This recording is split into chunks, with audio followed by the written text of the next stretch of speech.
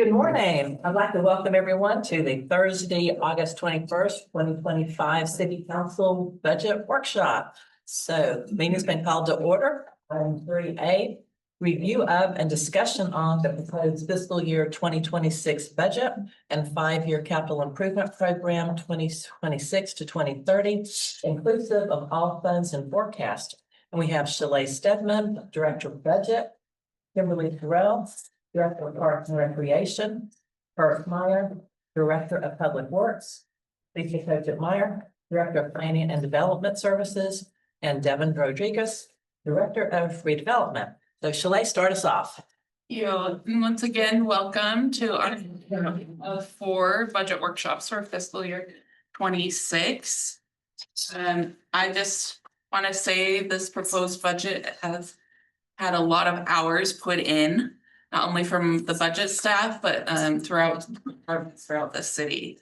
We will try to answer all of your questions today as we go along. However, anything that we cannot answer, we'll make sure to follow up.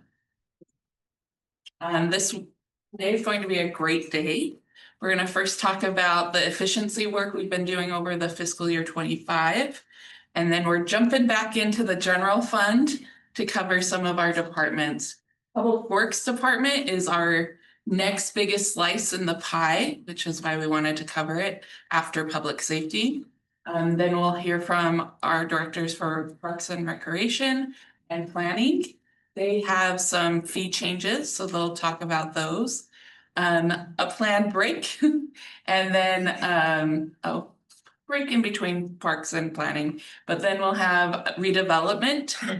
They have a big portion of our one-time funding for the general fund this year. And then I will come back up and talk about the other thing. So I know this slide looks familiar, but I briefly wanted to cover why we budget by funds again.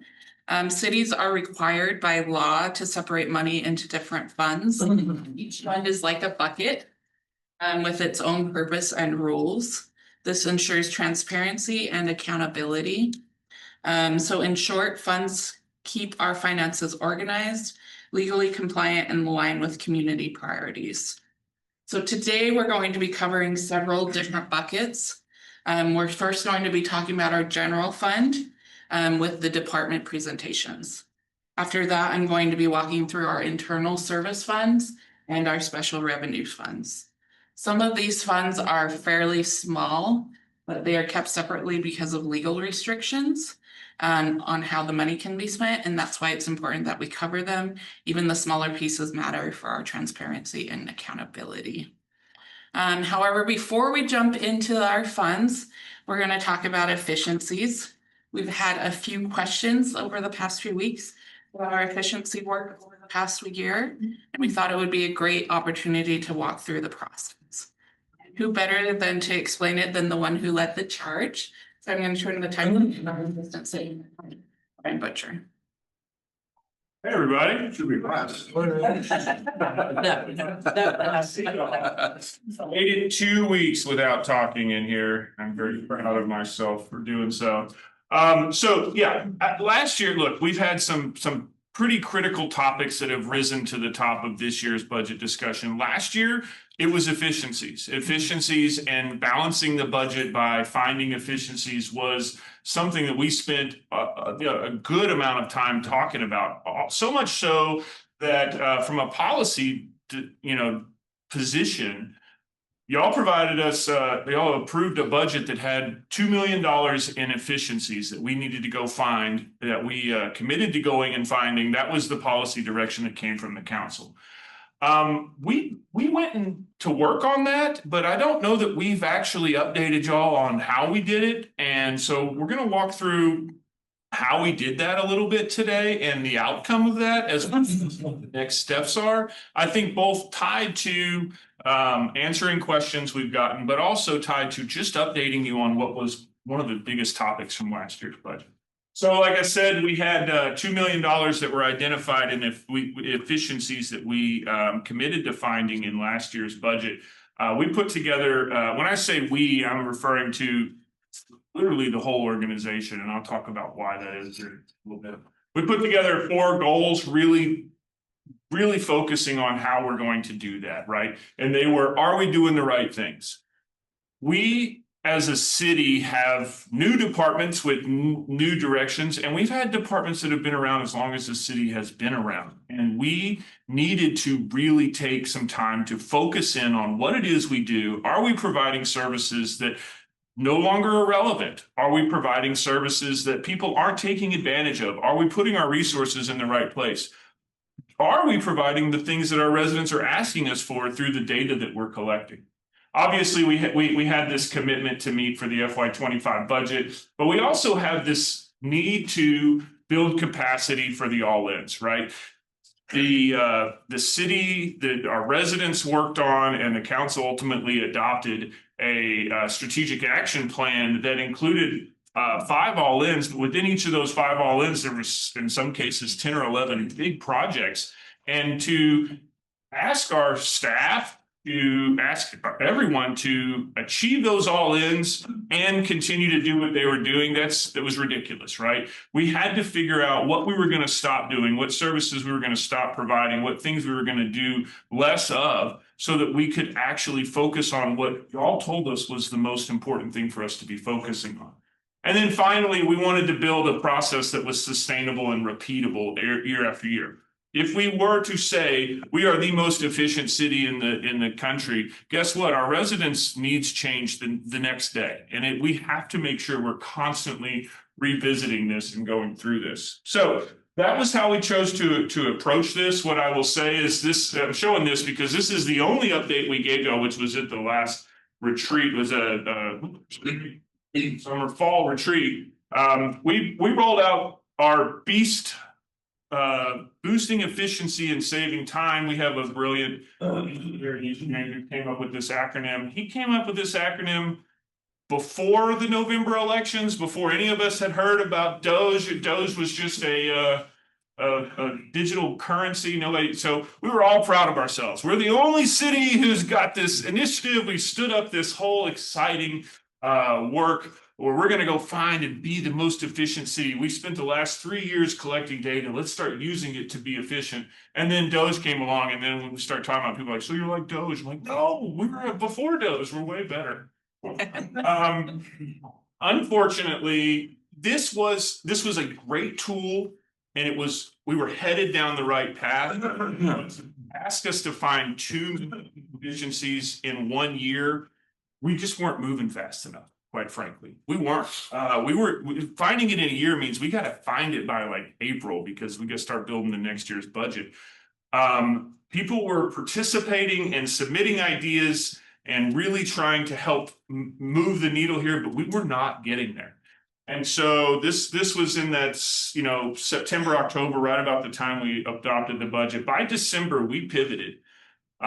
We blew this up completely, and we went in a completely different direction. And we ultimately, as an organization, came up with a plan where we were going to identify a 30% reduction in all expenditures across every single department. This caused absolute pandemonium. I mean, it was unheard of. To ask the utilities department to cut 30%, that they don't have enough money to buy the chemicals to treat the water. When the police and fire department are 80% salaries and benefits, there's no way for us to do a 30% reduction that doesn't equate to massive amounts of FTEs, right? But that's okay. We were never planning to reduce our expenditures by 30%. What we were trying to do was to get deep into the services we provide, ask them to be creative, ask them to work hard at not just cutting the little thing here or cutting the little thing there, but really looking at, is there services you provide that we can eliminate, services you provide that we can do better? So, really, really look at some hard decisions. Ultimately, every department did it.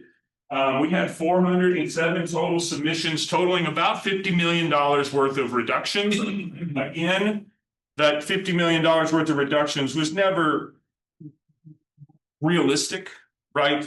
Of that 50, there was 261 FTEs. There was 137 of those were public safety. Like that's not realistic, but it forced us to look at what we do in a good way.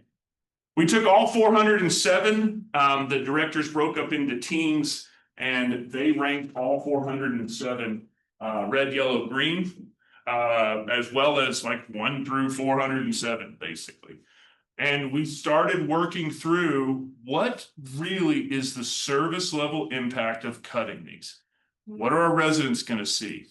What can we do differently? You know, and there's some things like we eliminated some postcards. There's some things in there you know, Kimberly's going to talk about some of the parks changes. Eliminating the funding for the senior gala, but moving that to, we're going to get sponsorships for the senior gala, you know, things along those lines. There's all different ways in which we chose to tackle these problems. Ultimately, we moved forward with 103 recommendations, 103 of that 400 plus. It totaled about 5.7. I'm showing 4.7 up here right now because some of the things were efficiencies, but we didn't eliminate them from the budget. For example, you saw fire had some efficiencies that they talked about how they run their stock on their ambulances. We didn't take that money from the fire department. They reused it for some other initiatives they were doing. The 4.7 we're showing up here is 4.7 in recurring expenditures we removed from the 26 budget that would have been in there from the 25 budget.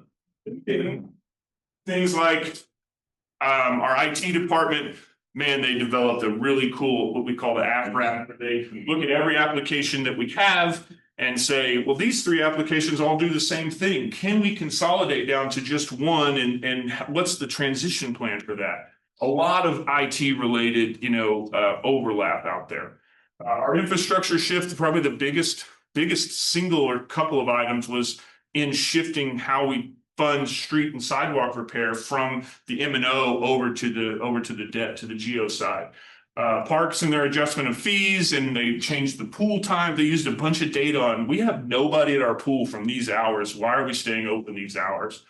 Events, like I said, you know, you've heard about our transition to partnering with Constellation for 4th of July, as well as some other things. A lot of really good changes there.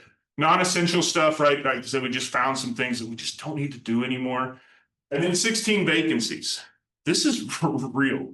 This is 4 of these were director and above. 2 of these were assistant. Do I say assistant director? There's an assistant city engineer and there's a chief accountant in there. So assistant director level. These are management level, important, hard changes. What I would say is that Sanjay? yeah, I have a question, Brad. So first of all, very good work, because this is the kind of thing which will make us improve year on year as we go. My question is a 4.7, is it already reflected in 2025 expense and account, or this is something which we will achieve from 25 to 26? No, so we did not remove this money out of the budget that we're in now, the 25 budget. The 26 budget that we're here to talk about today, it's gone. So these numbers are reflected already in what? Without these numbers were critical to balancing to getting the balanced budget that you're seeing today. Just one follow-up. I think, you know, one of the reasons why possibly it is not very apparent, because the total expenditure of general fund for non-recurring item is still going up from 131 to 138. Okay. So what possibly, at least I am confused that with the saving of 4.7, what else is increasing to cause an increase of $7 million? So that would mean that there is an increase of 11.7 somewhere else, which after taking into 4.7 decrease, we are arriving at $7 million increase in the operating expense. And that's why possibly it is not making such a good work visible to people and at least to me. Yeah, so I get it, and that's exactly why we're here, is to share with you that we did do all of this work and we are working toward this. Now, the reason for the increases, and maybe Shalay can chime in if I've missed anything here, but it's tied to contractual increases, it's tied to CPI increases. You know, the price of asphalt and the concrete and the price of chemicals, all of that has gone up. Also, we have a merit increase up there that is keeping us competitive from a merit perspective. On the whole, the cost of doing business has gone up. And so while we worked to be more efficient, go ahead. No, so one Oh, follow-up. sorry. Follow up. Sorry, man. follow up.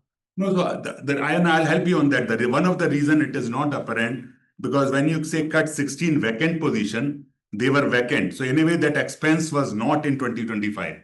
So the impact of removing that vacant position is not being seen from 25 to 26, but it wasn't there in 25. Am I right in saying that? No, sir. No, sir. So let me correct that a little bit. What we are talking about is budgeted FTEs. Those positions were in the budget, so what you see in there includes a sum of all the positions we have budgeted and the expenditure for them. So when we roll it year over year, those positions being pulled out is positions that were in the projected expenditures for 25 that are not in the projected expenditures for 26. Sorry. Follow up on that one.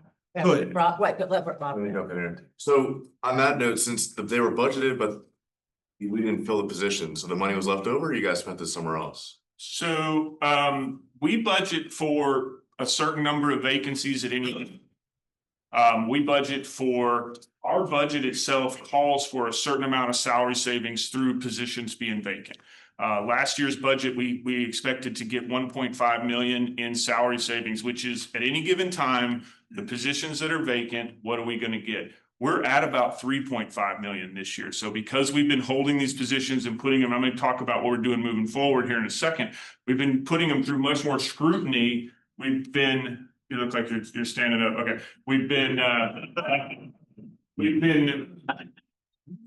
We have been seeing the salary savings that we budget. That's part of our budget. Sanjay? Yeah. So I'll just say one thing, because what you say would have been correct if we were comparing budget of 25 to budget of 26. Most of the graphs we are comparing the projected 25 versus budget of 26. And when you say projected 25, it does not have cost of those 16 people because they were never filled. So am I right in saying that? I would have to go back and look at the history of all of those vacancies. Some of them were filled at part of the year. But they were vacant at the time we eliminated them. So by the end of this fiscal year. So to say that none of their salaries were in the budget, I can't say that because I don't have that whole history. But to answer the question, what happens if we don't fill it, then that reduction of salary savings goes to our bottom line and falls into that fund balance. Oh, thank you. All right. So moving right along here. I don't know how I got back on that slide. Moving forward. So like I said, one of the four pillars of this is making sure it's sustainable and that we are able to repeat it year over year. We are moving forward with every single vacancy that comes available in the city. We are putting it through some real scrutiny. We are putting it through their departments are asked to provide data on what the impacts are that the position had, what are the impacts of not filling it, who or what are we going to do if we don't fill it? Meaning, are you going to shift it to another department? Are we going to stop doing it altogether? You know, we're really putting positions through a serious amount of scrutiny here, making them use data to tell the story before we allow for the filling. And so much so that we have a number of over 15 right now that are, there wasn't the data there, the story of the service level impacts. So we said, guess what? You have to, we're going to see in real time. We're going to wait to fill it until we get that kind of data. Also, I showed that timeline on one of those slides of how we worked through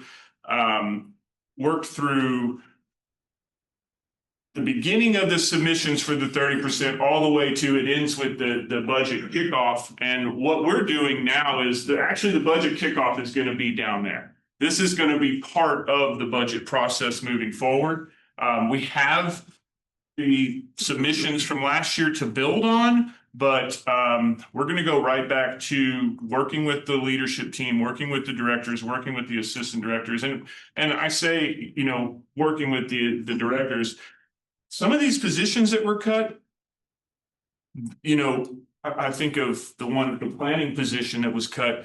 It was because the city engineer said, we have some capacity with this person, maybe we can pick up, and oh, by the way, we'll put a list of what most people were doing, and we'll give some of that back to the staff, but this way we could do, I mean, this was really an exercise where the directors came together and worked together to really try to be as efficient as we possibly could. And we're gonna continue doing that. So, I'll just close with, we had our 4 pillars. Are we doing the right things? We found we really went to work. Are we not the traditional, we're gonna do a hiring freeze and we're gonna cut 5 positions. This is most equitable. No. We're going to look, we have the best directors in the country. What are you doing? What should we be doing? How do we do this the right way? And we're going to continue to do that. I'm not up here to say we're the most efficient city in the world. we're not ready to make that claim yet. But by golly, we're working on it. We met the commitments of 25, obviously, and then unfortunately, we have not achieved building the capacity for the all-in. So we're going to continue to work on this so we can keep, y'all, we're going on a retreat here in a month or two, and those key priorities for the all-ins may change. That's fine, but the point is we need to be able to be building the capacity to achieve whatever this policy direction is from this group. And then obviously we do have a sustainable process. Okay, so Sanjay? Yeah. So we work in identifying this and taking the risk of taking 2 million target without knowing where they will come from and then achieving through the year. My question is, would you be open to taking a similar target or maybe even a less target of 1 million in 26 budget where you don't know where they will come from, but you put it there just as a target for the team to identify further efficiency throughout the year, like you did last year? So I think what my comment to that would be, the target was 2 and we found 4.7. The target, we never, ever once in our meetings talked about this target. We talked about doing what's right by our citizens and making sure the services we provide. And what I can tell you is that's our goal. And that's what we're going to do again. Oh, yes. And part of this strategy was, at the time we had high vacancy in especially public safety. I mean, in the police department, we were down significantly. We got the data in, later in the year. And so I recommended pushing through a compensation plan to make sure that we could have the best police and fire. And that came with extreme cost that the budget could not be budgeted that next year. And what I told the council was, I was confident that we could find the efficiencies to fund that.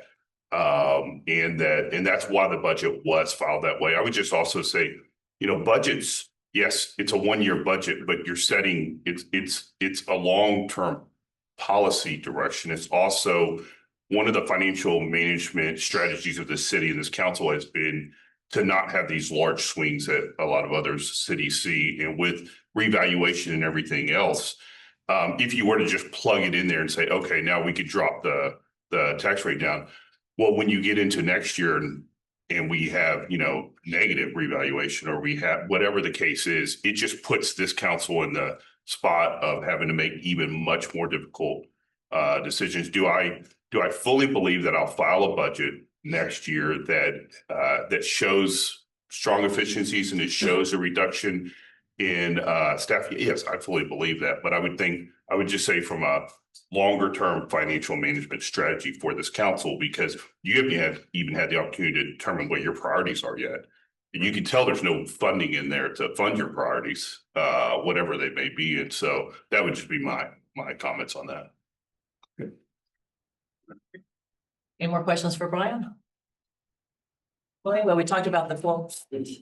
Mayor, also, I do want to, just state that, these employee reductions, they have real impacts that come with them. Like employees are having to absorb other work. And a lot of our employees, thankfully, are glad to do that and are raising their hand to do that. But in this year, as we go through and we're reviewing every single position and not just, the amount of time it's taking to fill a position through our review, it has an impact on our employees. And I just want to note that they are doing that. That is something that I'm really proud of. Our employees have always been willing to step up. Thank you. Closing comment. One thing that would have been useful as a wrap up to this is for fiscal year for 25 to go and say, okay, here was our original budgeted amounts. Here's what the final amount was. Here's the difference we made throughout the year. I think that would have been a good return of experience from what you guys did for last year. Okay, so you're referring to the budgeted versus projected? Right. Okay. So the final differences. Thank you, Brian. Yes, ma'am.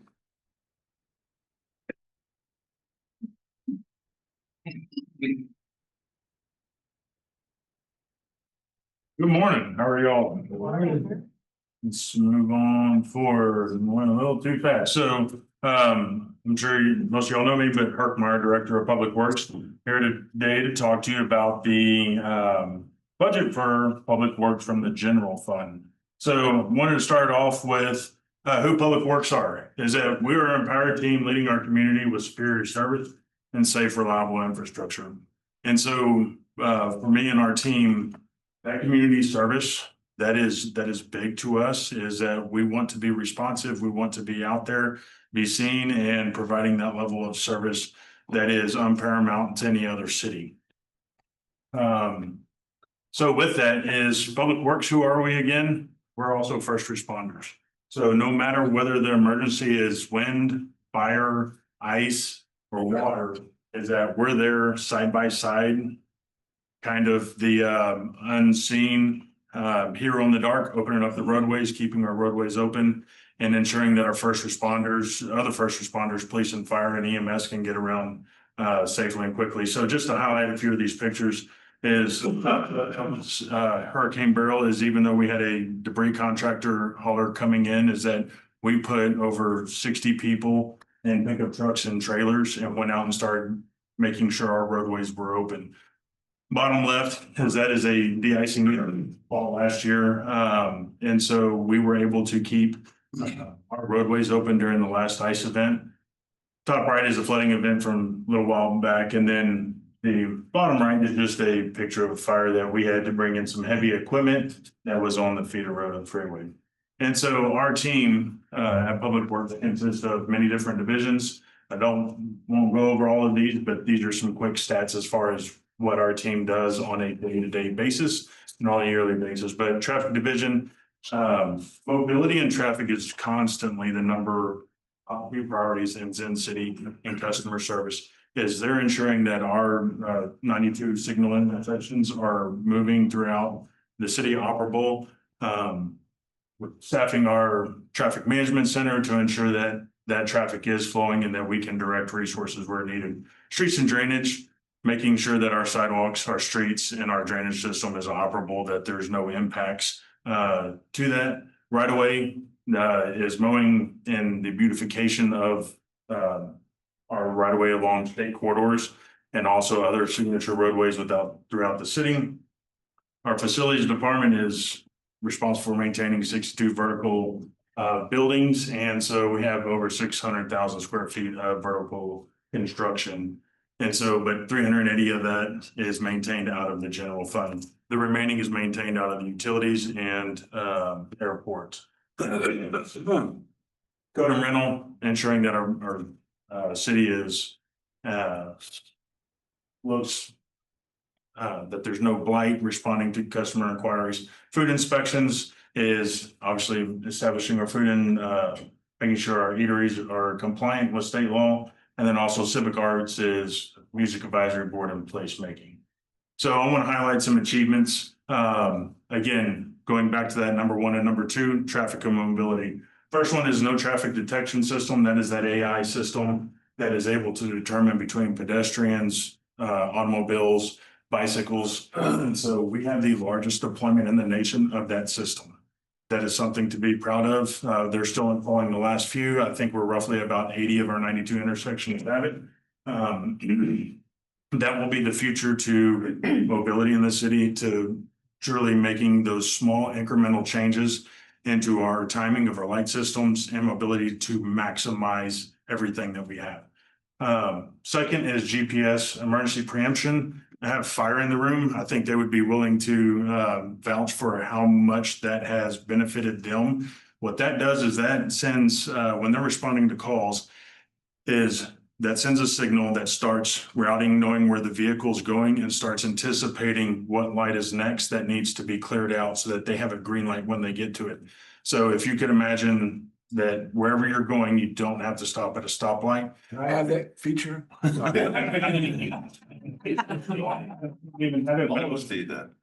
it is, the manufacturer has seen because this was just implemented fully across all fire and EMS units a few months ago. We were still fine tuning it and seeing what it's providing, but as some of the other agencies that do use this are seeing up to a 10-second decrease in response time per intersection. Wow. So if you imagine a fire truck that is at Highway 6 in Brooks coming to town center, that's almost a minute saved off their time, depending on how that flows. So next is Luma Tracker, and this is some really early information. But this is some of the data set. The bottom right picture is this is a proprietary tool that this engineering firm that we contracted with. We drove our city streets with it at night. And so it is going to tell us how our streetlights are performing, what is impacting them. We are working, our data innovation team is working with University of Arkansas and U of H to study the data set because it is thousands and thousands of line items of data set to interpret how well our lights performing. And so we were the first in the nation to do a full citywide assessment with this tool. And so I'm very proud of that. Also, how do we get creative alternative reimbursement for right-of-way damage? I'm sure you're familiar with Easy Fiber, Windstream, all the fiber that's been coming into the city. Is instead of relying on traditional means of filing with the insurance on being recouped when another utility hits our utility, is with the assistance of other city departments, our purchasing department, our legal department, our 311 department, as we collaborated and like, how can we come up with something different? And we were able to institute a letter of credit or escrow account requirement on our application for right-of-way. Today, we've collected over $215,000 reimbursed directly into our pocket with just a single piece of paper going to the bank, which is, you want to talk about freeing up staff time to do other things. Luma Tracker, that has been very helpful. Also, 3 more achievements. Lend a Hand, which is our bottom right picture, but that was our first community-wide event through our code enforcement department. We received over $17,000 in donations and like kind. Also, we had over 775 volunteer hours. We assisted 16 residential properties in the city in helping them out. Some of it was still people that didn't have the means after Beryl. The National Mural Award, we received the mural that's on the T.E. Harmon Center at Parks, was nominated for a National Mural Award, and when that artist did receive the Region 5 Bronze Award, but Sugar Land being recognized on a national level. Scenic City. I haven't brought this to y'all yet. I will in a few weeks because we just got the email last week. We were just upgraded from all the data we collect, and we were able to provide in that we were upgraded to a platinum level for the Scenic City, Texas. So how are all these other things impacting us in public works? Like, this is just a few of those examples. Also is, again, cultural arts is, we're a music-friendly Texas community that's awarded through the Texas Governor's Office, Governor Greg Abbott. And so we have that certification here in the city showing that we're open for business. So again, talking about moving on to actual Jim? budget. Jim has a question here. Excuse me, just a quick question. What's really, I mean, kudos to everybody for all the work that was put in to achieve these things. But what's so important about those is the national recognition that our city receives as a result of that. Have we attempted to quantify, what does that mean in advertising dollars or whatever way you want to look at it? Have we attempted to do that? I'm going to have to collaborate with other departments to get that number. I just think that's important because it is, I mean, it's worth a crap load of money. It is. So Luma Tracker. A lot. It's hard to quantify, Is yes. the National Public Works that's in Chicago, or American Public Works Association. We're being referenced in Chicago this week as we're sitting here in Third Land about what are we doing in Sugarland. So I mean, in the mural again, yes. So.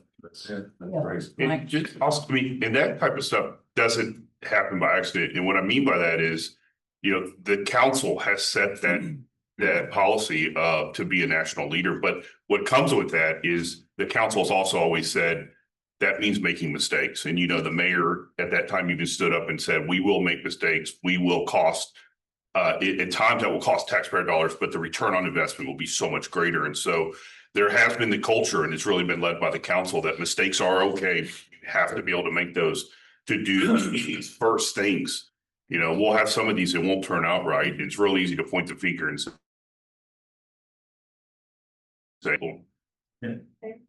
Yes, Sam. I remember when I don't know if you were part of it then, when we first started talking about the music advisory board and bringing the certification here. That was what, 2 years ago? And we talked about doing that to land the Jazz Fest, to land some of these bigger festivals that come to our city. And we have done at least 2 or 3 here now, haven't we? So you're talking about monetizing this and bringing awareness to our city. That's what this is doing. So you're right. It's a crap load of money. We need to acknowledge that. It's, So many ways, our food, sales tax dollars. So it's easy for people to say, we're wasting money on these things, so they don't realize the return that we get on it. So let's put it out there so they know. that was a 2-year work in progress to get that done. So great job, staff. So the general fund, yes, we are the next largest behind police and fire. Yeah, police and fire. I thought I said fire and EMS. Anyways, next behind police and fire. What you will see a difference is that our personnel services is not as high as police and fire. The main reason for that is we have consumables in public works, is that the products that we use and that we provide, we can't reclaim them. They're not reusable. It's concrete, it's asphalt, it's mower blades, it's weed eater strings, and I'll get into all of that. So 53% professional services, and you'll see, we'll cover efficiencies on the next slide. So the efficient. Yes, sir. So I just want to commend you because public work is the heart of the city. You keep the city going. And despite of all the inflation which is mentioned, I think just go to the back slide. I think what you have demonstrated that you have converted the efficiency to the real number in the budget. Year on year, it's going down. I think it's commendable. And I think this sets an example for all the other departments. Now, this increase may not be possible in all departments to the same extent, but I think this is a shining example of how we can just be more efficient and still, then reflect it in the financial number. And we'll cover why that decrease here on this slide is our efficiency. So again, the categories that were affected by that is we have our supplies that we've done efficiencies at 65K, parts and services, professional services, salaries and benefits. Again, that was an assistant director position and some part-time help that consistently could not get filled due to the time frame and some of the requirements with it. And so we were able to find efficiencies with our current staff of how they can be more beneficial to bridge that gap. Repair and maintenance, that is your roads, your sidewalks. So that has been moved to the GEO bond because the reality is that the level of investment that we have to make into that multi-billion-dollar infrastructure to keep it operational is not at a 1.4 level. It is at a much higher level. So I want to get into a professional services and go kind of each category by category and talk about where do we spend some of our money. Professional services is our next biggest line item at 3.43 million. 92% of that is to keep the buildings operational. That's water, that's electricity, that's also electricity to our streetlights and our traffic lights.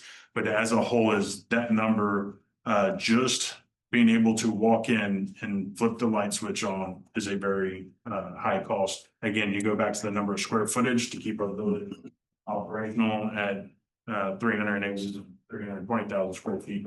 Janitorial services. Ironically, I put a picture of the shiny floor here because how good of our janitorial services that we have and the amount of work that they do night after night when we're not here keeping our buildings clean. And then the rest is state mandated. We have fire and life safety systems, sprinkler systems. We have over 13 sprinkler systems with hundreds of smoke alarms attached to it. We have 14 sprinkler systems and suppression systems in our building protecting our assets. And then our elevators is those also have to be inspected at the state level. That is a requirement. Repairs and maintenance. So this is our testing. Benches. This is actually fixing stuff. So just to keep the lights on and testing it, the actual repairs. So whether that's restriping almost 25 miles of roadway, we restripe over 130,000 feet on our traffic every year. We have 90 bridges that are inspected biannually by TxDOT that we have to make repairs to. Our generators that keep our buildings running, that HVAC. So some of our HVAC numbers, we have 5 chillers. That's a chiller going up on the rooftop at City Hall. It's pretty cool. Being the young kid, that's very impressive. Being out there and seeing those big boy toys. But we have 5 chillers. We have, let me get to my numbers because I thought I remembered them all. But we have 5 chillers. We have 228 VAV units, which heat and cool the air at each level. Each one of those, and that's in big chiller buildings. Each one of those has an air filter. We have 29 air handlers, 29 rooftop units. Just replaced 2 on IPRC yesterday. So that building is nice and cool. We have 13 HVAC units that are greater than 6 ton. And so in over 40 that are 5 ton or less. And so we have hundreds of HVAC units that we have to maintain filter changes. And so part of this is hiring contractors to come in that's more efficient because they can have an entry level where they can hire an employee at a lower level just to change air filters. But then we have our specialized technicians that can go in and replace condensers when an AC system fails. And so this is also maintaining our vehicles, again, our traffic signals and all that. This is turning wrenches and making those repairs. So our supplies, we have many different supplies that we purchase in public work. Part of this goes to our streetscape policy for reimbursement to our HOAs. We have, whether it's buying safety equipment, mower blades, we buy 432 mower blades last year to keep that grass. And so when I look at that compared to myself or my home and it's like, man, that's a lot. But I went and mowed those and you would be surprised at how much debris is in those right of ways and trash comes off. We buy over 3,000 trash bags, contractor trash bags to pick up the trash. So there's a lot in the supplies and consumables that we use every time. We buy over 1,000 feet of meter string. Mount Everest is 29,000 feet tall. So string that we go through to keep our roads clean. Okay, Jim? Just real quick, and if you're gonna cover this later, just tell me and I'll shut up. But do we, on a routine basis, do we ever look at, would it be more efficient to outsource some of these services? How often do we look at that, or do we ever look at that? We look at that, because underneath me and Public Works, I have one division that is in-house, one that's outsourced. And so we look at that all the time, but this is not, when we start looking at this, we've done some studies even as last year, is that City of Pearland just went out to bid on their right of ways, and we are still cheaper in-house than outsourced. And that was last year, about 14 months ago that we looked at that. But when we start looking at this, is that mowing our row is completely different than mowing the grass at a fire station. It's completely different than mowing the grass at a park, because some of those areas you can have more specialized or bigger equipment and get it turned over quicker, but is from a consistency and service level for our rows is we are better off. And Again, just want to make sure we're looking at it. It used to be all outsourced, but then we did a study and then we brought part of it in-house, because of cost savings and higher quality.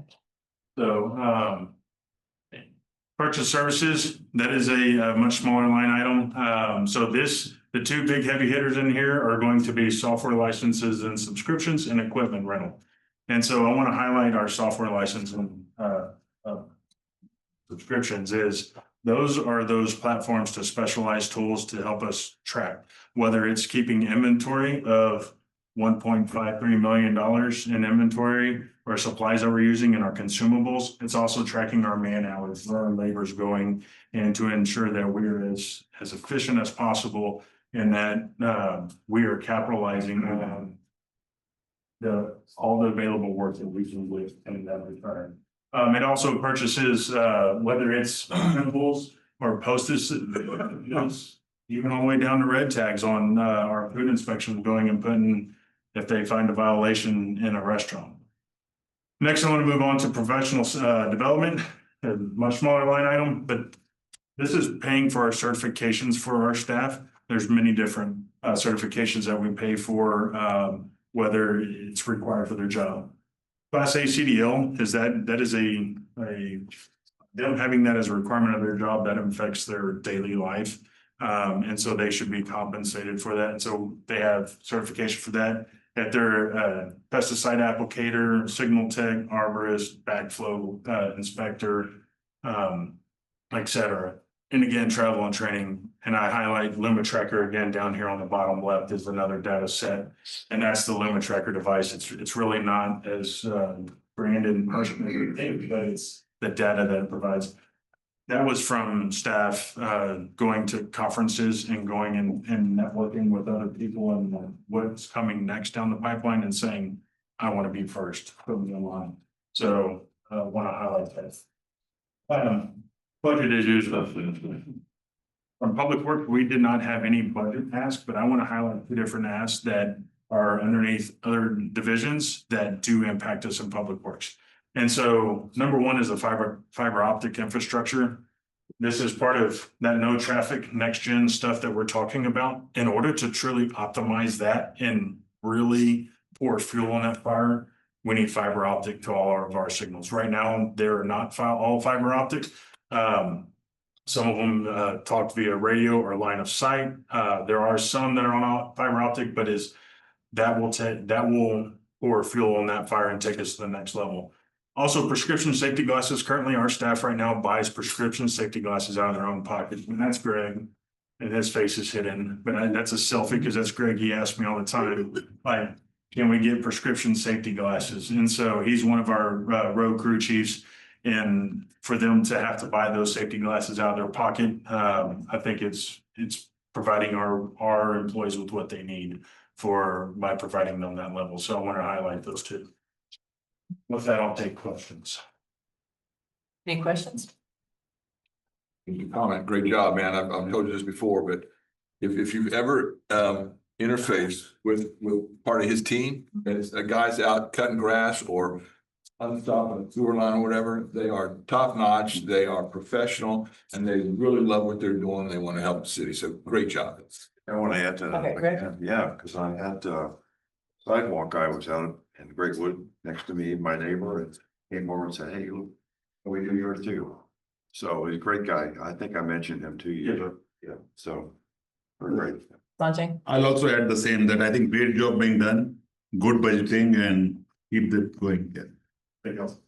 Rob? Good job as well from my end. One question I had was, you talked about the repairs and maintenance being shipped to the GeoBond. Yes, sir. Was that a recurring amount now being shifted, or how does that work long term? That was a recurring amount that was in the general fund. It was $825 for streets, or $824 for streets, $625 for sidewalks. That got shifted to the GeoBond because, again, $1 billion worth of infrastructure, and we were making a very small investment. And so that's why the GeoBond did have that ask of tens of millions in it, so that we actually have the funding needed to go make those repairs to that infrastructure. So is it going to find its way back into the budget in the future? I guess that's where my question's going. I believe so. We have funding for the next 5 years. I think that was a decision or for the budget. That was removed from our. Go ahead, Mike. Yeah, to answer your question, that was a policy decision of the council. We're not making the investment we need in this. And so the GEO bond was part of that. And from our surveying with the public, it was important to them. So, but yeah, at that end of that GEO bond, there will be a policy question for the council of, do we continue to make that level of investment, or do we, put it back into the O&M and move forward with that, whatever those costs are? But that will come in 5 years or so. It's a decision. Suzanne? For clarity, and Mike, would you address this? Last year, when we had our budget meetings or our meetings in the spring, we talked about 3 levels of improvements for sidewalks and how to include it into the bond, and then council made the decision. I think the 3 levels were leave it where it is, go to 5 million, or just do an all-out infrastructure improvement for everybody. And our citizens, I guess for all of us, decided that our constituents wanted everything improved. And that's why it went there. And the option was to leave it where it is and not have our sidewalks improved, but stay on this, maybe 1/4 of the sidewalks getting improved on an annual basis. It was not acceptable. So that's why it went there. There's a total 10-year backlog on sidewalk repair. And then when people were turning them in, it was 18 to 24 month wait. So we took some steps to rectify that. It's significant cost. Okay, and also, not many cities even do sidewalks. I mean, that is, and just to when you look at cost of our budget, the council made that policy decision probably 15 years ago that we would take that on. That's not a normal thing in city. Most of the cities, it is the property owner's responsibility. And so that's a tremendous cost that, was a policy. It's a great policy because we're able to have a sidewalk network that meets the needs of our residents, but that's an example of where we provide enhanced level of service that most do not. And Suzanne? And I think it's also important that we talk about, not only are we replacing sidewalks, but we're doing studies on trees that affect our sidewalks. So it's not just replacing and fixing, it's a study on how to maintain them and keep them safe, or keep them to maintain them well. I mean, this tree study, I'm sorry, that we've added is crucial to making sure that this doesn't keep happening. Those live oak tree roads. Sidewalks. Okay. Anything else? Thank you, Hart. Appreciate it. Parks and Recreation, Kimberly.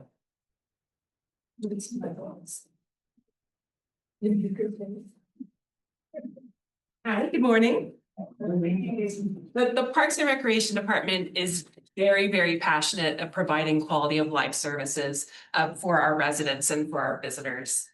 We do this through 27 well-maintained parks, through all of our programs and our community events. We have over 5,000 memberships at our centers. We have unbelievably 4 million visits to our parks. We use our Placer data to provide that information, and that is just that data is overwhelming to me, but 4 million visits and 23 miles of trails. We have 2,500 total park acres, but we only have 1,403 developed, which gives us opportunity for future development of parking. How does this divide up in our department? So these are our people in our program. So we have kind of generally 2 sides of the house. We have our parks development and maintenance side. So they're the place keepers. We do all of our general park maintenance, our facility design, hike and bike trails, master planning, all of our volunteer coordination through that side of the house. On the other side, we have our place makers. So those folks bring the fun. We've got all of our programs, our events, special events, our farmers market on that side. And then in the middle, we have our administration. That's our leadership. All of our marketing is done through that group. All of our policy development, community relations, etc. So I want to talk about some of our FY25 successes. You all will recognize your faces in a lot of these pictures. We were able to, with the help of Warby Corporation, add some pavilions and some shade to our parks, as well as contribute to our community well-being through equipment in our Imperial Park Recreation Center. Mayor, Suzanne? can you tell us about how we saved money on that structure by doing it in-house? On this structure here? Is that Imperial? Yes, that's Imperial. Yes, so we did, and we're working to stretch our dollars, right, as far as we can. And I'll get into this in a little bit, but we have been doing a lot of in-house services. This was designed completely with the help of our engineering department. So we did in-house design. And so we were able to not have to spend that money on consultants and do that in-house. And then so we were able to stretch our dollars and get this great pavilion here. And we purchased the picnic tables and installed those ourselves and really worked hard. We've been collaborating a lot more with our tremendous engineering team on some of those projects. Our pickleball courts that we're building right now. A lot of that work was designed with our engineering department. They designed that for us. The Public Works Department helped us with the excavation of that initial slab. So we saved a tremendous amount of money by collaborating and working with our in-house staff. So thank you. We've been leveraging our partnerships as, we have our in-city partnerships, but we have external partnerships as well.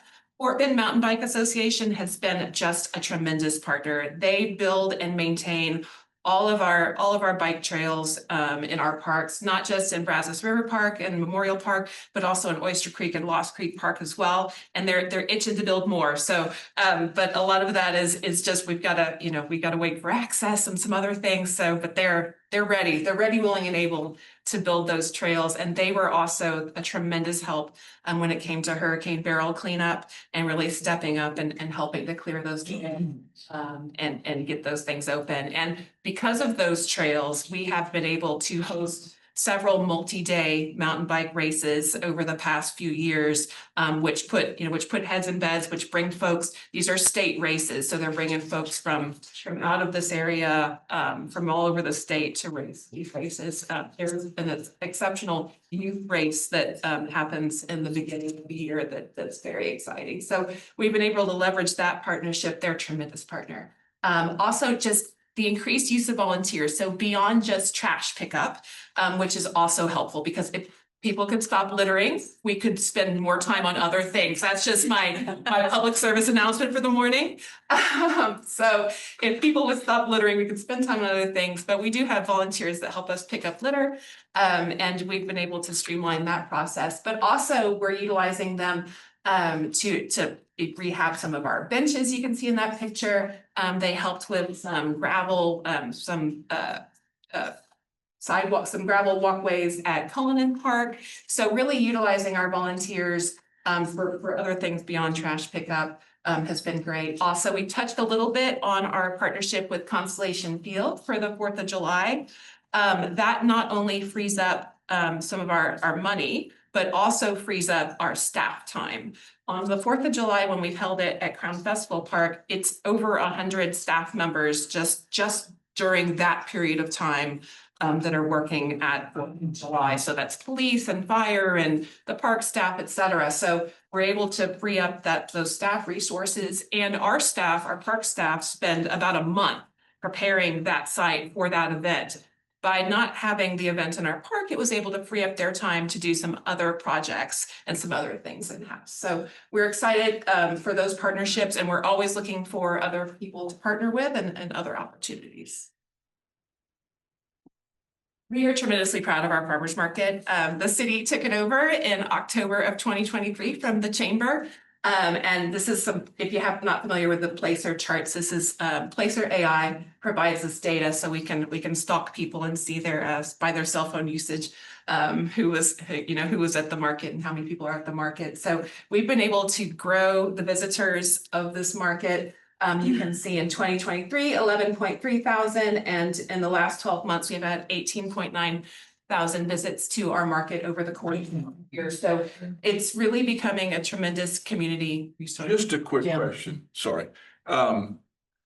Do we have numbers to compare to, every town has a farmer's market. How does our attendance compare with other neighboring cities? I have not researched that, but I certainly can stalk other people's markets through this Placer AI platform. Because I think it's a great market, but it doesn't really matter what Jim thinks, so right. What do the other people think, and how does it compare to other farmers markets in the area? We can certainly look at that, and we're working on growing it. You can see our vendors. When we started in 2023, we had 21 vendors at the market. There been some that have been lost over the years, but we've been able to now register 184 vendors. Obviously, all of those folks aren't at the same time. We fill consistently about 35 spots. We're hoping to get to a point where we're turning folks away and we can look at the next phase of expansion of the market and growing those folks from day to day. So it's really become a great place to share things with the community. We have folks from other departments from the city that come out and share information. It's a great place to interact with folks.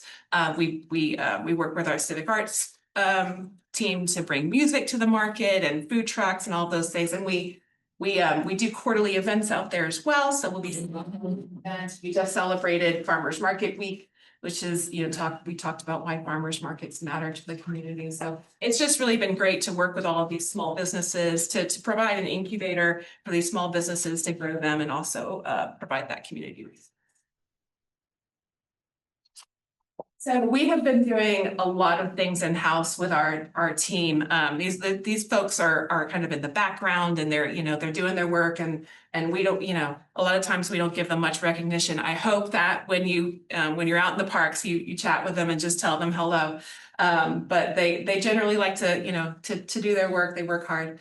We recently installed with our team, this is sort of a pilot project. This is Sugarland Memorial Park down there. We're going to add that splash pad and we reckon we're going to need some more parking out there. So we added some more parking. It's a pervious system. It's sort of these grids. And so you don't see the grids there, but it's filled with gravel. So it provides a solid place for people to park. So we're piloting that there so that maybe we can use that in the park to expand that.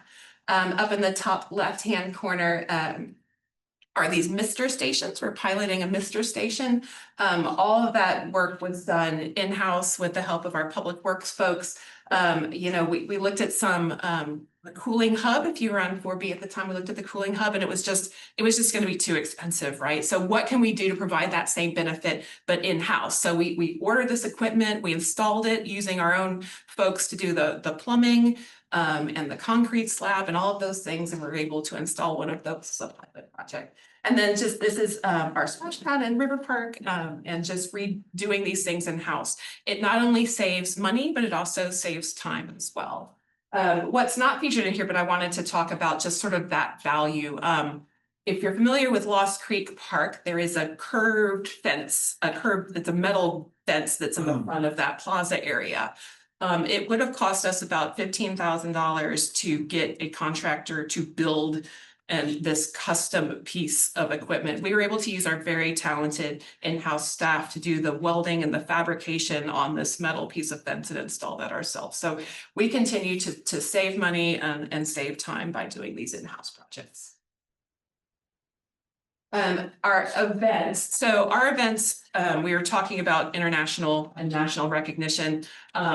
We just received word that we don't know which yet, but we have received an award from the International Festival and Events Association. We'll find out later next month which award it was, but we have consistently received awards both on the state level and the international level for our events. But I wanted to highlight the growth of our event sponsorships. Our team is very passionate about working with our local businesses to get sponsorships for our events, and we've been able to grow that over the years. From 2023, we projected about 81,000, but we actually achieved 110,000, and we've been growing from there. Our events continue, just after 2020, the cost of, of labor and tents, tables, and chairs just have grown just tremendously. But we've been able to offset that expense through sponsorship. So currently we're receiving about 30% of our event costs through sponsorships. Rob? I think the events are some of the things we do pretty well. One of my questions is, what is the overlap with this funding versus what used to come out of TERS 1 for, let's say, Town Center, which is now being funded by 4B after shifting it around all these times? So any overlap here, or is this all separate from what we're doing at Town Center? So that in FY25, we had $70,000 that was funded through the TERS. The two events that were funded with that were Christmas tree lighting and Fall Fest. 50,000 for Christmas tree lighting and 20,000 for Fall Fest. So in FY26, we'll be receiving that $70,000, but it's just coming through a different funding source through 4B and that the parking money that we have, that revenue.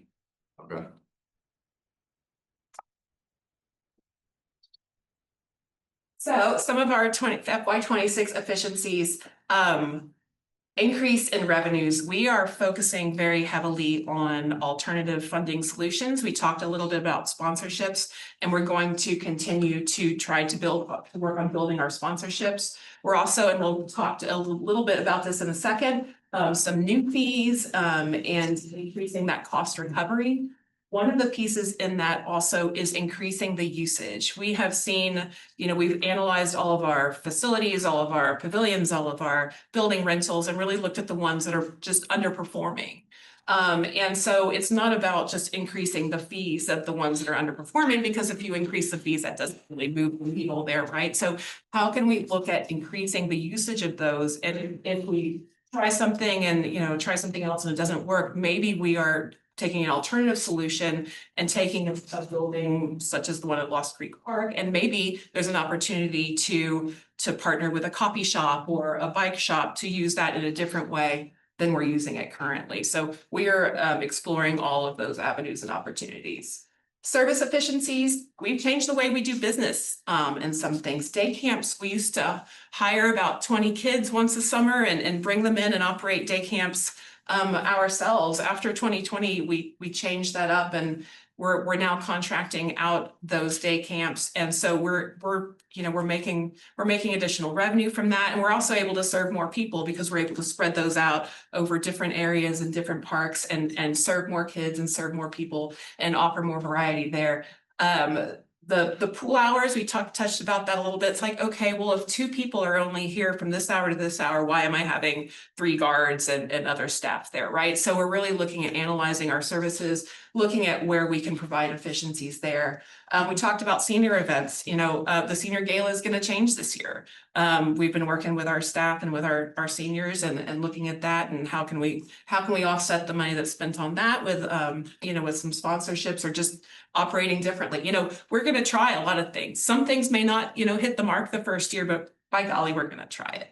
And then we talked a little bit about July 4th. Volunteers, we talked about the utilization of volunteers and also our service projects and using folks to provide those assets to the parks. And then our contract efficiencies, our in-house projects, where are we able to save money by doing things in-house with our very talented staff, or by partnering with engineering or public works and utilizing all of our city folks to be able to provide efficiencies there. Jim?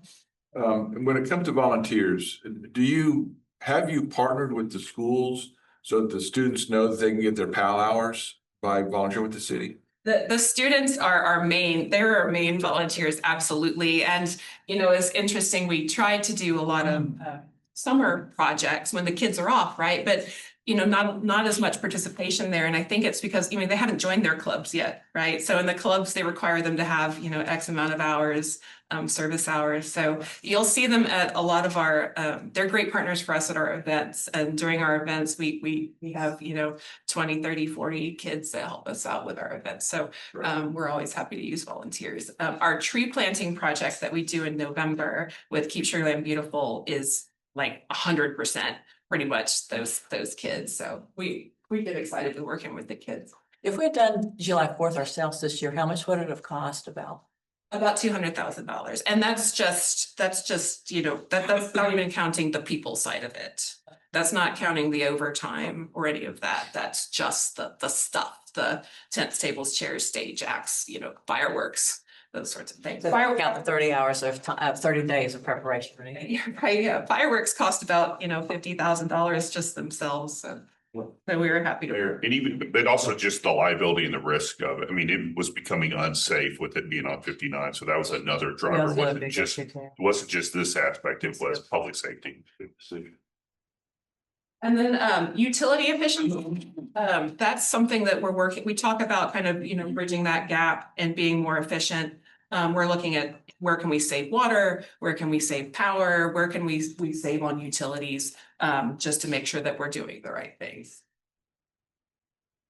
This is how our budget is broken up by our divisions. You can see the big sort of bright pink one in the over 54%. That is that's our maintenance and development. So that's where most of the budget is allocated in our department. And we have a lot of contracted services. So unlike Public Works, we have a contract for mowing and landscape maintenance, and that's our biggest contract. It's about $700,000 for that contract. And we have analyzed it over the years to look at should we in-house it? And luckily, the right-of-way division has a lot of data there, so we're able to compare that. So right now, as of now, that we've been getting good pricing for that contract, and it's been more beneficial for us to contract that one out.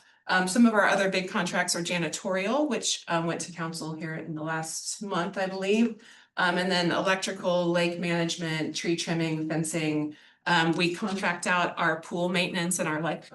We used to have them in-house a long time ago, and we did a budget analysis at that point and found that it was more efficient and less expensive. Back that out, so we contract that out. And then just our general tents, tables, chairs, staging for all of our events. What would you say the breakdown is between recurring maintenance versus just new development? For that 54%, like how much of that is just recurring maintenance versus new things that we're doing? It's mostly recurring. Mostly recurring, okay. And this is our budget, about 54% personnel. You can see that we have the efficiencies we talked about show the reductions in our FY26. One thing that's not up here that I wanted to highlight, and we're going to touch on in just a little bit, is that we bring in about $800,000 of revenue, and so we're projecting to increase that by about $200,000 for $1 million of revenue in FY26. And again, still working on adding to that. We're looking at, again, leveraging partnerships and some of those things to increase that amount. So we've really been looking, we started about this time last year, really trying to understand what our cost of doing business is and working towards greater financial sustainability. So what is our cost of doing business to provide these services, both direct and indirect costs? What are our revenues? In order to identify those cost savings and efficiencies, and look at where are some of our gaps, where can we generate additional revenues if appropriate, so we can lessen the pressure on the taxpayer resources. So the taxpayers are having to subsidize some of these services less, and to really right size those fees and services. So we've undertaken this exercise. We have looked at categorizing all of the services that we provide and look at them from, is it for the greater good or is it for private benefit? And trying to determining a cost recovery percentage for those services. So on the very left-hand side for 0%, that's our parks. We don't charge for our parks. It's 100% subsidized. It's 0% cost recovery. To the very right side, which is private and semi-private, we're trying to recover about 75 to 100% for cost recovery. Because if you're going to go out and rent a pavilion for yourself and your kids, that really doesn't provide a general public benefit. That's very much a private benefit to you, right? So we're looking at really right sizing those things. And so two of those items are covered in the fee ordinance. So we're going to talk about them in a second. So drop-in activities, that's our Imperial Park Recreation Center and our Senior Center. That's what we consider drop-in activities. And then rentals, that's all of our pavilion rentals, building rentals, park rentals, anything that we're renting out. So those are the fees that we're going to cover. I will mention again that in looking at these things, not everything can be fixed with just a fee increase. Because there are some things, if they're underperforming, that again, that increasing that amount of money that we're charging for it isn't the thing that's going to bridge this gap, right, between the beige and the blue. So some of those things we're looking at, there's an in-house project we're going to do it. At the city park, the little building in City Park, we're gonna do in-house painting and some, installation of some flooring. So, if we spruce it up a little bit, because it's kind of dismal right now. So it needs just a little bit of help. So our staff is gonna work on doing that in-house, and then we're going to work on advertising that and trying to get the rental of that up. Because right now, with very few rentals, obviously the cost recovery is very small. So trying to bridge that gap. And so the facilities that we are looking at, and this is a big confusing list, and I apologize. But these are all of we offer just different fees for everything. We got non-peak, peak, resident, non-resident, nonprofit, a variety of different fees here. So these are building rentals, and these are the building rentals that are the most utilized for us. So again, our other building rentals, we're just looking at increasing by the CPI, which is just a couple of %. But we have the opportunity for these building rentals, used ones, to start to step up the cost of those to increase the cost recovery. And we're not trying to just straight out of the bag go to 75% cost recovery year one. So this is our stepped approach over 3 years to work on increasing those fees to increase the cost recovery of those. Now, we will continue to monitor these. So we want to see what the effect is, right? So if our goal is, is this cost recovery, by increasing the fees, we may see less usage, but we're going to monitor that over the periods to make sure that that's aligning with our projections. Suzanne?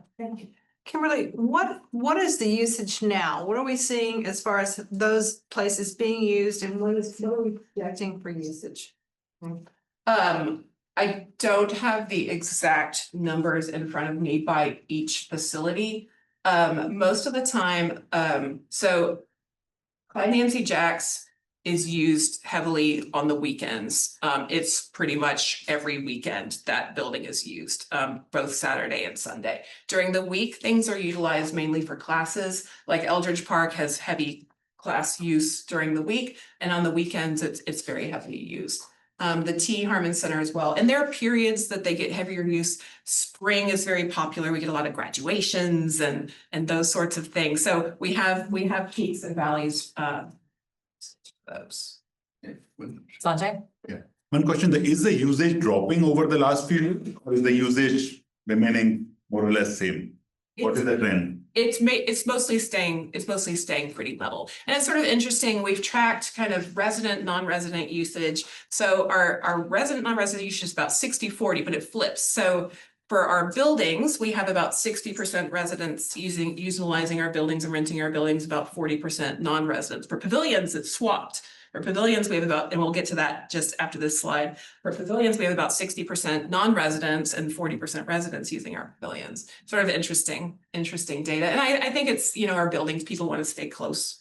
They want to stay close to their houses.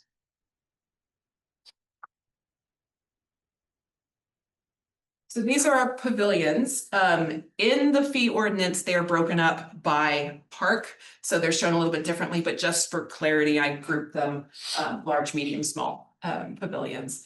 So we met with the Finance Audit Committee a few months ago, and there was a desire to step up the revenue generation for our non-residents in this area. So in this one, we've divided, we're going to a goal of 100% cost recovery for our non-residents and 75% cost recovery at this point for residents and our nonprofits. And you can see this stepping up over the years. And all of these fees, we wanted to not step into the realm of just looking at, kind of what the market's driving. So we've looked at both. We wanted to look at what are our numbers, how are we operating, what does our cost recovery need to be? But we have benchmarked also against other folks. And these are still in line with other entities and pavilion rentals. Right.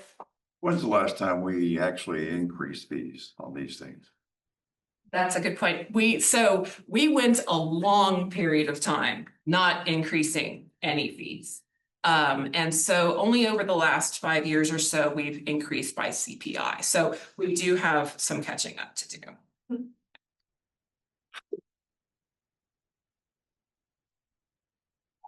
So these are our drop-in athletic facility fees. Sorry, these are our facility fees. So we've got baseball, softball fields, soccer, football fields, tennis courts, pickleball courts.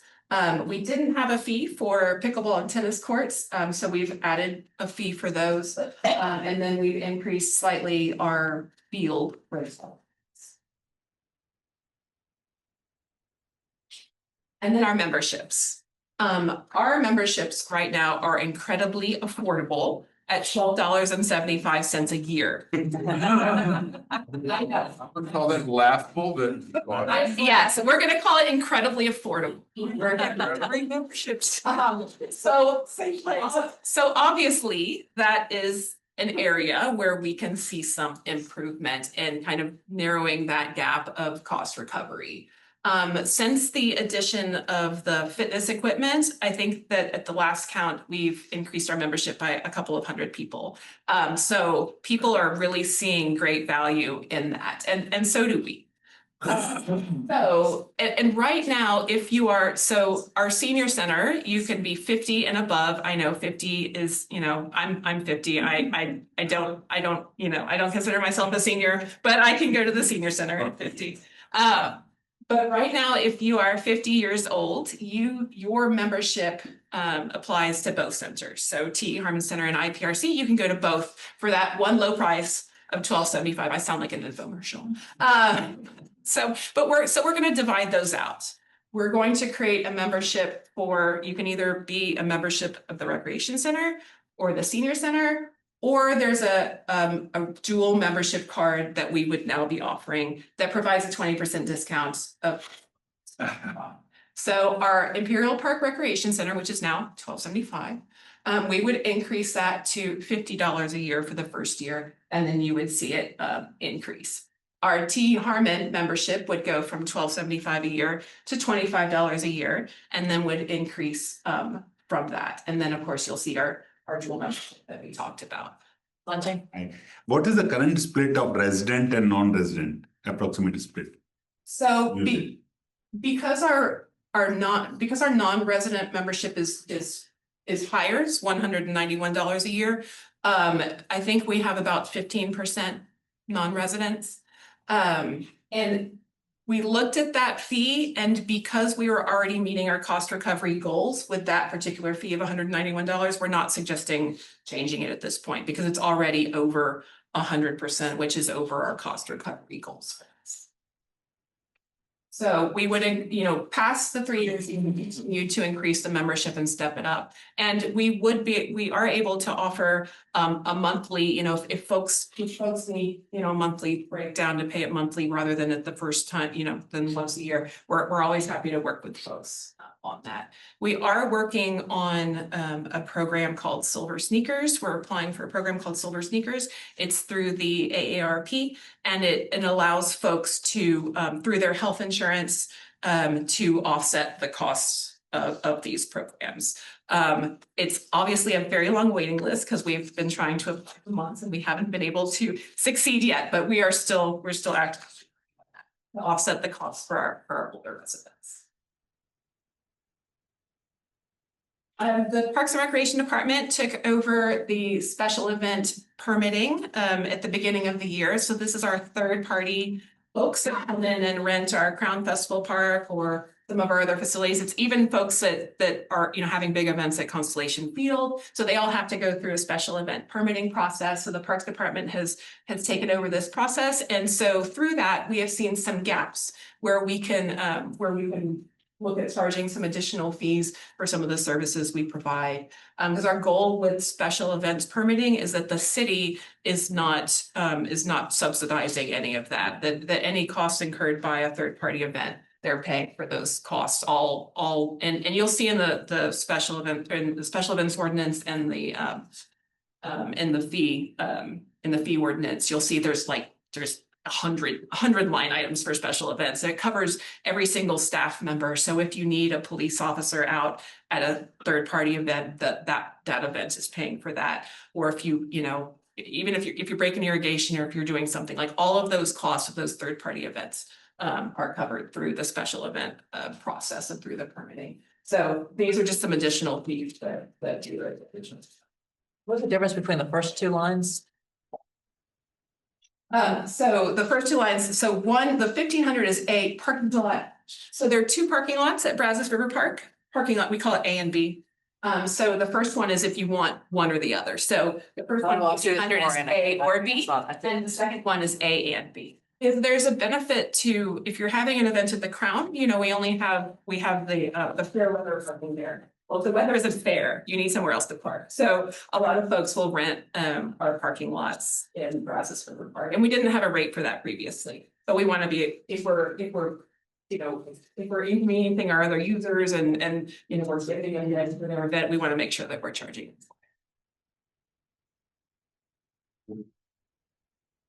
And with that, I'm happy to take any questions. Any more questions for Kimberly? Just, or just for my own edification. Great job. We spend a lot of time, on our parks. We spend a lot of time on the music side of things. But what about the art side? We have an art museum in Town Square that I don't think the city does anything with that organization. I can be wrong.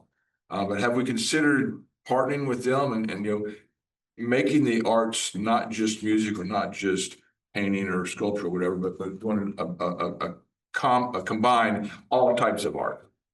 That was a lot of crap there. Right. So specifically to that museum, and I'm not sure if the city contributes any funding or anything to that museum, but we have partnered with them in the past. I think for Fall Fest or one of our other events, they did a tremendous, I think there were some flowers and I don't know, it was tremendous. So we have collaborated with them specifically in the past. We also collaborate heavily with our civic arts folks on like I said, they bring our music to our farmers market and some of those things as well. They also bring a lot of art to our parks. All of the art benches that you see in our parks, all the murals, all of those are all through civic arts and contributing. Yeah, I would just say thank you because I think keeping Sugarland green and suburban is the main desire of the resident. So well done. Thank you.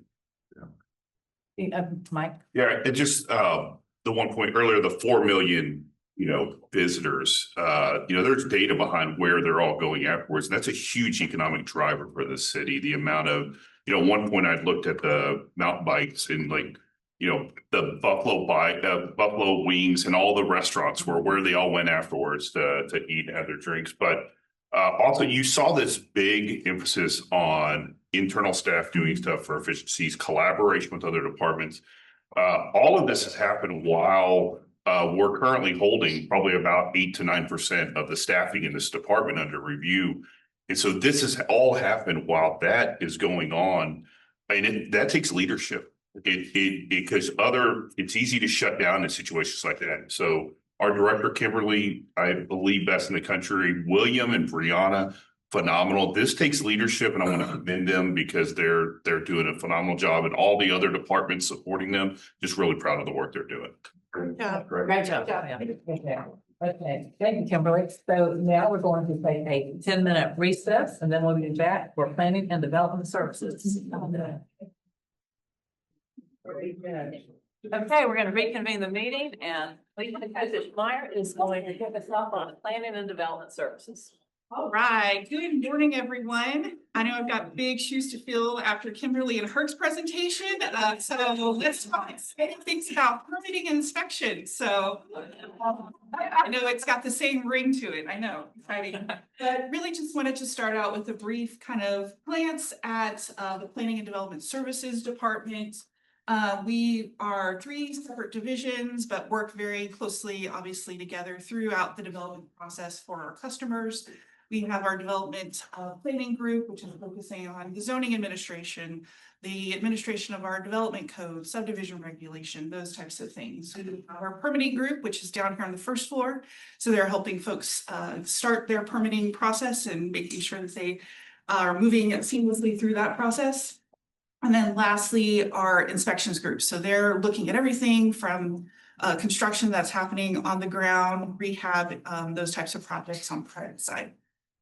So in total, we're 25 professional staff.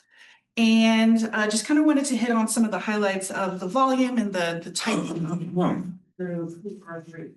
So many of the types of cases and the volume work has increased over this fiscal year so far, including plots, permits, and inspections.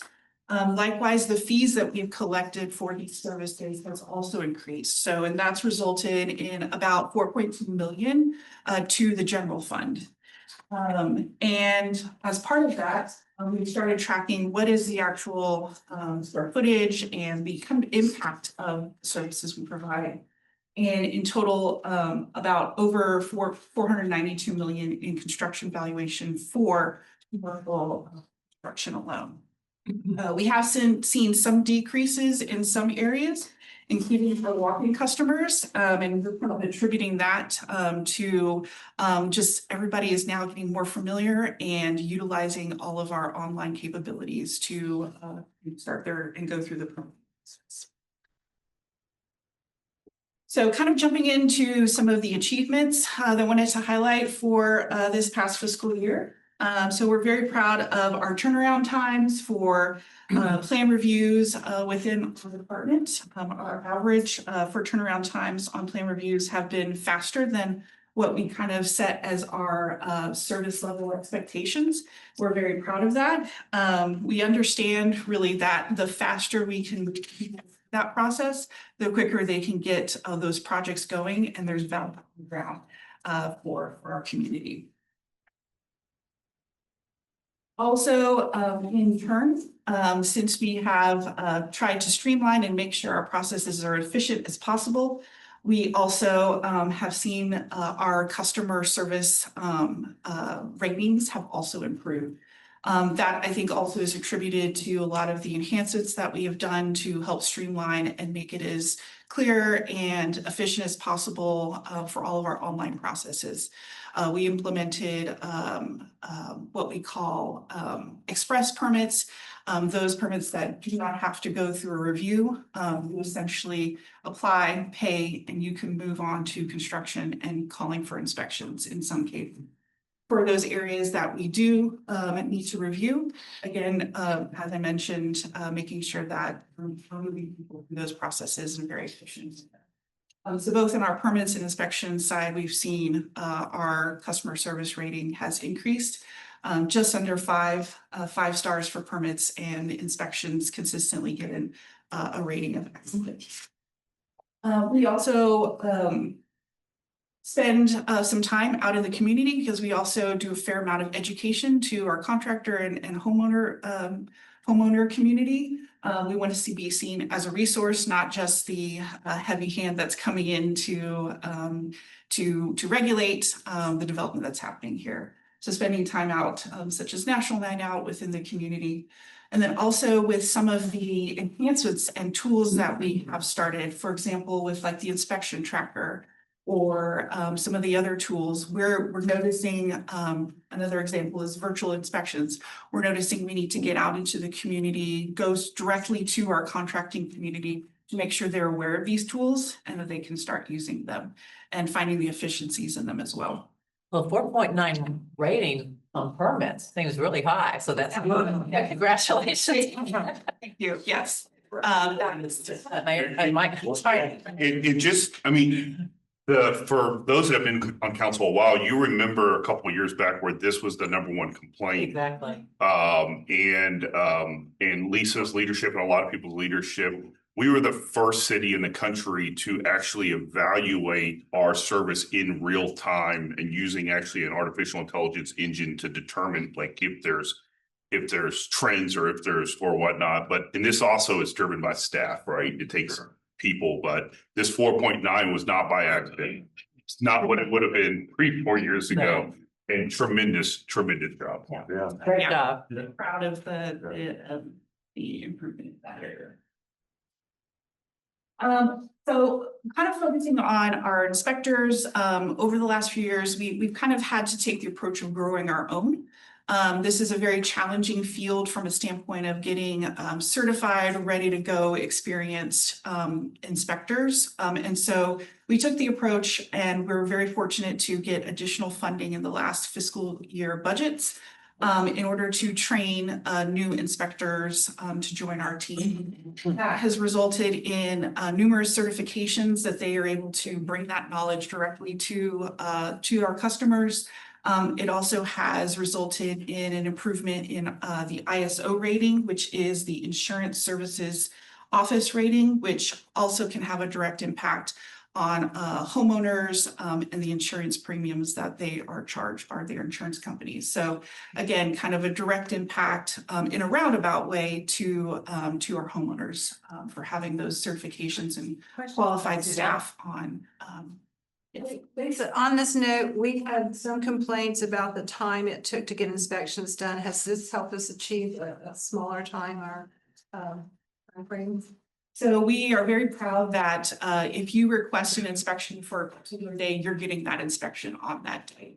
And so if you are requesting it by 7 a.m., you're getting it that day that you're requesting it. So we're very proud. Same day? Same day, yes, yep, absolutely. That's unheard of. amazing. Unheard of. No wonder it's 4.9. If I may, Mayor, you talk to any contractor that does work in Sugarland and in Houston, oh gosh, what a nightmare they had to put up with in Houston. So kudos to you guys, a great job. Yeah, definitely appreciate that. And just as an opportunity, I mean, we do often hear from some of our contractors, like, can you go talk to this city and tell them what you've done to improve your service?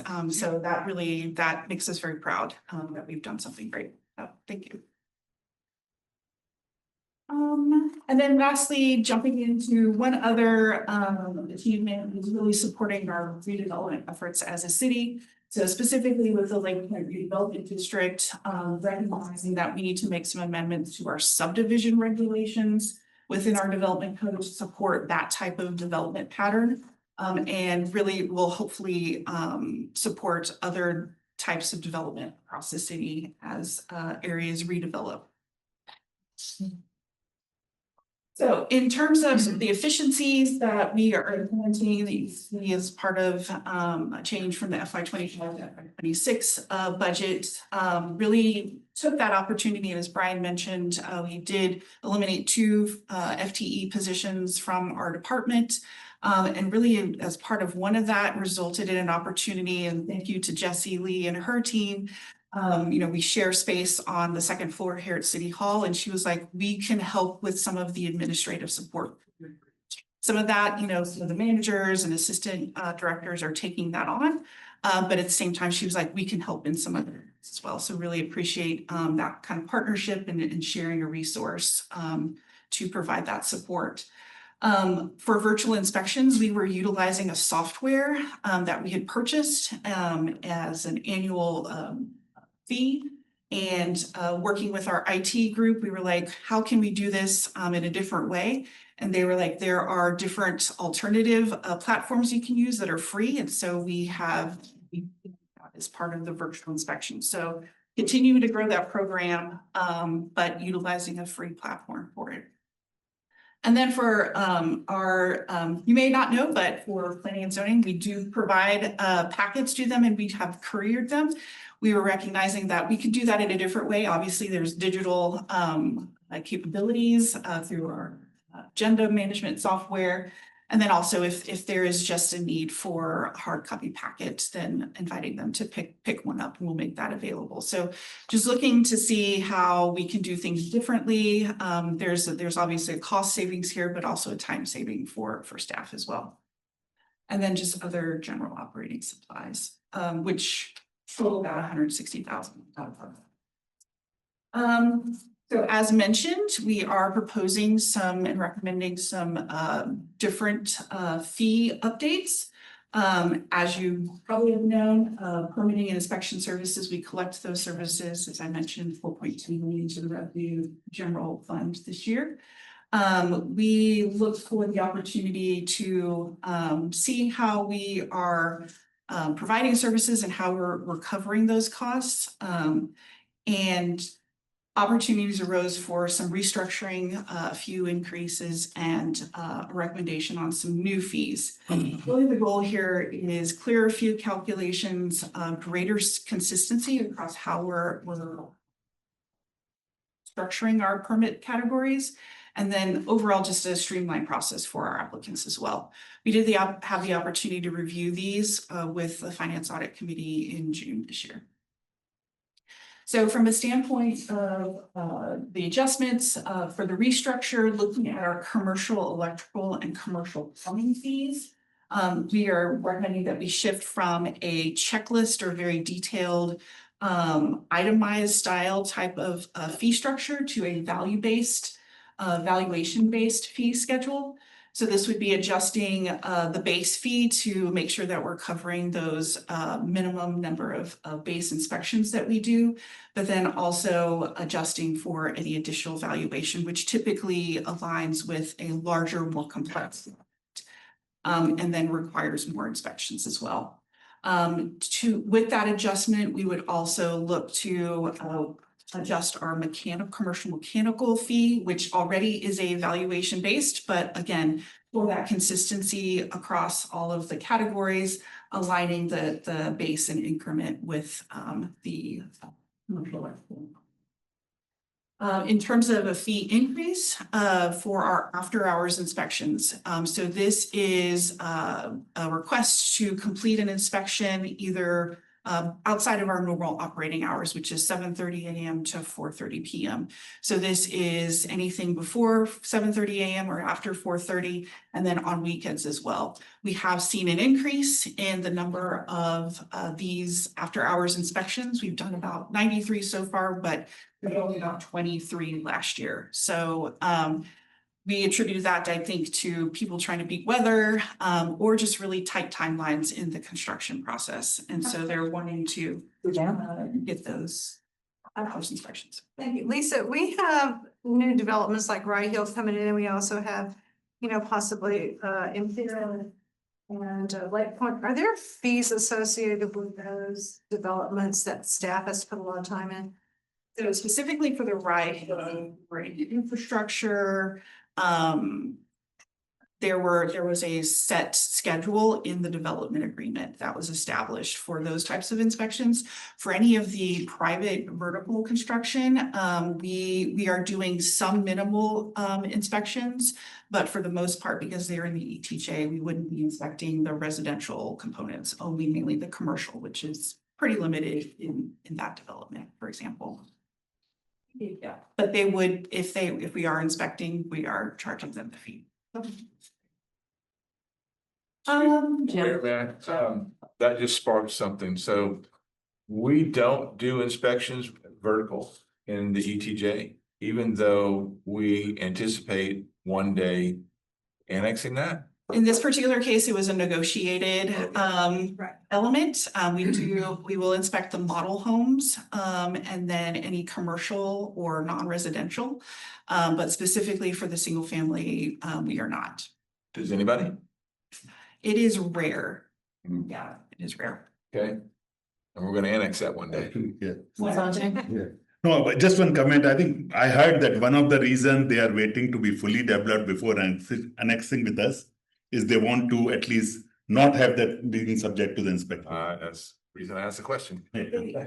I will add that they do third-party inspections, so they do have to provide a report that it has been inspected. They are required to build to our building code standards. So that third party then is verifying that, but it's not necessarily our staff with our eyes on them. But there is some mechanism for them to be at code. Yeah. So good. Moving on to the two new fees that we are recommending. So this is for a plan resubmittal fee and then a plan revision fee. So the plan resubmittals, this would kick in after the third submittal for a project. So the base fee already that they pay is covering the first two reviews. This would be after they're just not getting there. And so it needs to go into additional review. So this would kick in at the third submittal. And then likewise for plan revision fees, this is after they already have an approved permit and they are making changes during the construction process. And so they are needing to resubmit plans, and there's a re-review that is happening for that project. In both of these cases, we would anticipate that perhaps over time, they correct themselves perhaps. And so, we'll see if that actually bears out, but that is kind of a corrective measure over time, perhaps. If these fees would have been in place in the fiscal year 24, which is our last kind of full year, we would have anticipated an additional 200,000 in funds, fee revenue, excuse me. Then just to kind of wrap up, so kind of the summary of our department budget. We are just at 3.2 for our fiscal year 25 projected budget. As you can see, we are majority personal services for our budget, which is about 94%. Just want to highlight that professional development, while it does include the funding for staff training, it also includes the funding that we set aside, or that we have funded, budgeted for, for the Planning and Zoning Commission to attend that additional training to align with council's policy for them specifically. We don't have any new FTE requests or budget requests for fiscal year 26. So with that, happy to take any questions. Well, I have one question, Lisa, not related to budget as such, but do you keep a track or database of commercial properties which are vacant right now? No, we have not done that. We have had some conversations with our development group on trying to maybe track that a little better, but probably would need to work with them on that to kind of set something up like that. My request would be if it can be done without much effort, that would be good numbers to have to see if the businesses are moving out much or coming in much or is remaining flat. Absolutely, understood. Thank you. any other questions? Bob? So from 25 to 26, looks like there's not much change, right? Just what CPI adjustments, salaries and everything. From 24 to 25, what was the big jump there? Did we add a person to the department or? No new additions of people necessarily. That was largely due to the compensation restructuring and updates for our staff. And since we are majority personnel, that's where it's all the increase. The FY 25 to 26, that slight increase there is a shift. We did shift one FTE from another department to the Planning and Development Services Department, but it's not a new FTE to the organization. It was just a repositioning of an asset there. And then just the merit increase. Thank you. Thank you, Lisa. Okay, so next up is Devin, talk about redevelopment. Ooh.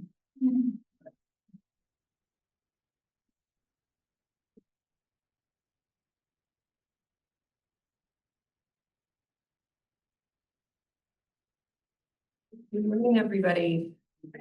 So you're actually going to see me twice. I'm here today to present on the general fund portions of redevelopment, and then I will be back next week on the 4B, 4A other funding. So I just want to kind of, you're not going to get the full picture. It's kind of split into two. Okay, so I just want to give a little bit of that context, but I will do the introduction of really our department and why we're talking about redevelopment today. Right, so our department was created a couple of years ago. We wanted to establish a mission statement for our department. Redevelopment became City Council's #1 priority about 3 or 4 years ago. I will say, if you look back 20 years, redevelopment popped up a lot whenever the council was talking about strategic objectives. But in the last 3 or 4 years is really when we became like serious effort focused and what we really meant by why we needed to focus on redevelopment. So our mission statement for our group is to advocate for and support development and redevelopment that will sustain strong community services and a thriving quality of life. I'm going to go a little bit into the economics of why our group's mission statement is that. So this is our overall department. We were a focus team that was created in July 2023 to support the City Council's top priority of redevelopment. We combined professionals from our economic development team and our long-range planning team to have this focus group of economic developers and planners really focused on this effort and how we could work together to make these things happen. So the big question, what is redevelopment and why does Sugar Land need to redevelop? So again, just a little bit of the kind of introduction of why this is so important and why we're talking about this. So this is the life cycle of a city. You've seen this many times. You're going to continue to see it. The important thing here is one, this is not our life cycle. This is every city's life cycle. We are not different. It's just we're now at that point where we've hit that growth peak and you really have some decisions that you have to make. And you have to be strategic in those decisions for the future investment revenues of your city so you can continue to provide those high quality services. So we are nearly built out. We have it's really less than 4% of our developable land is remaining right now. And so you'll see those green areas. The big green area over there is the essential unit, just to kind of orient you. But this is really the land that we have left. And so we need to be strategic and focus on what we do with this remaining land. But we also need to see what those opportunities are to redevelop existing areas and continue to maintain and increase those values and development. Sanjay? Even one question, that green area, the undeveloped property, is it the property which is all owned by city or it includes owned by city and others also? Yes, this is not city owned land. This is just all undeveloped areas of the city, which some of it is city owned. The number one goal is to really make the best use of our land. And so this example here is the First Colony Mall. So you see the big parking lot there on the left. And then this is the outdoor area that they built several years ago. Just much more higher utilization of land instead of a large parking lot, which obviously wasn't much needed. As you see, there weren't a whole lot of cars in the center there, to something that now is creating revenue for the city, is creating more amenities for the community, more jobs in the community, and just overall quality of life, especially with that whole lawn area that was added as part of this. So we did a study with a group called Urban 3 a couple of years ago. What they focus on is what they call like an economic MRI of your city. And the whole concept is that cities are made up of land, and you in some cases, you're not going to get more of it. And so like a farmer who has their land and they need to create crops and yield and revenue on the land that they have, we have to look at our land the same way. And so we did this study. I know we provide the study, but most importantly, the recording of when Urban 3 presented to everybody, and they really talk through like, what does this mean? So hopefully y'all have had a chance to watch that, but this is a map of the city with just the total taxable value. And so you'll see the purple areas there is the highest taxable value, the dark green as the lowest taxable value. And that's just based off of the property tax value. But when you look at a taxable value per acre, the map looks very differently. So a lot of our purple has gone away, and we really just have one major purple, which they call the Purple Mountain, and that is our Sugar Land Town Square area. So this is the area that we have the highest taxable value per acre. If we're not getting more land, we need to make sure that the revenue that we're getting off the land that we have is the highest that it can be to have sustain those revenues to provide those services. And some of the red areas, like there's a few call outs here, so you kind of see like the larger red area back there, that's the business park. So that's where a lot of the value is also being created in terms of that taxable value per acre. Yes, Stuart? Devin, why isn't like Walmart? Why isn't Walmart a purple? So yes, Walmart, when you look, and I don't have, there's a great slide and I didn't include it in this presentation.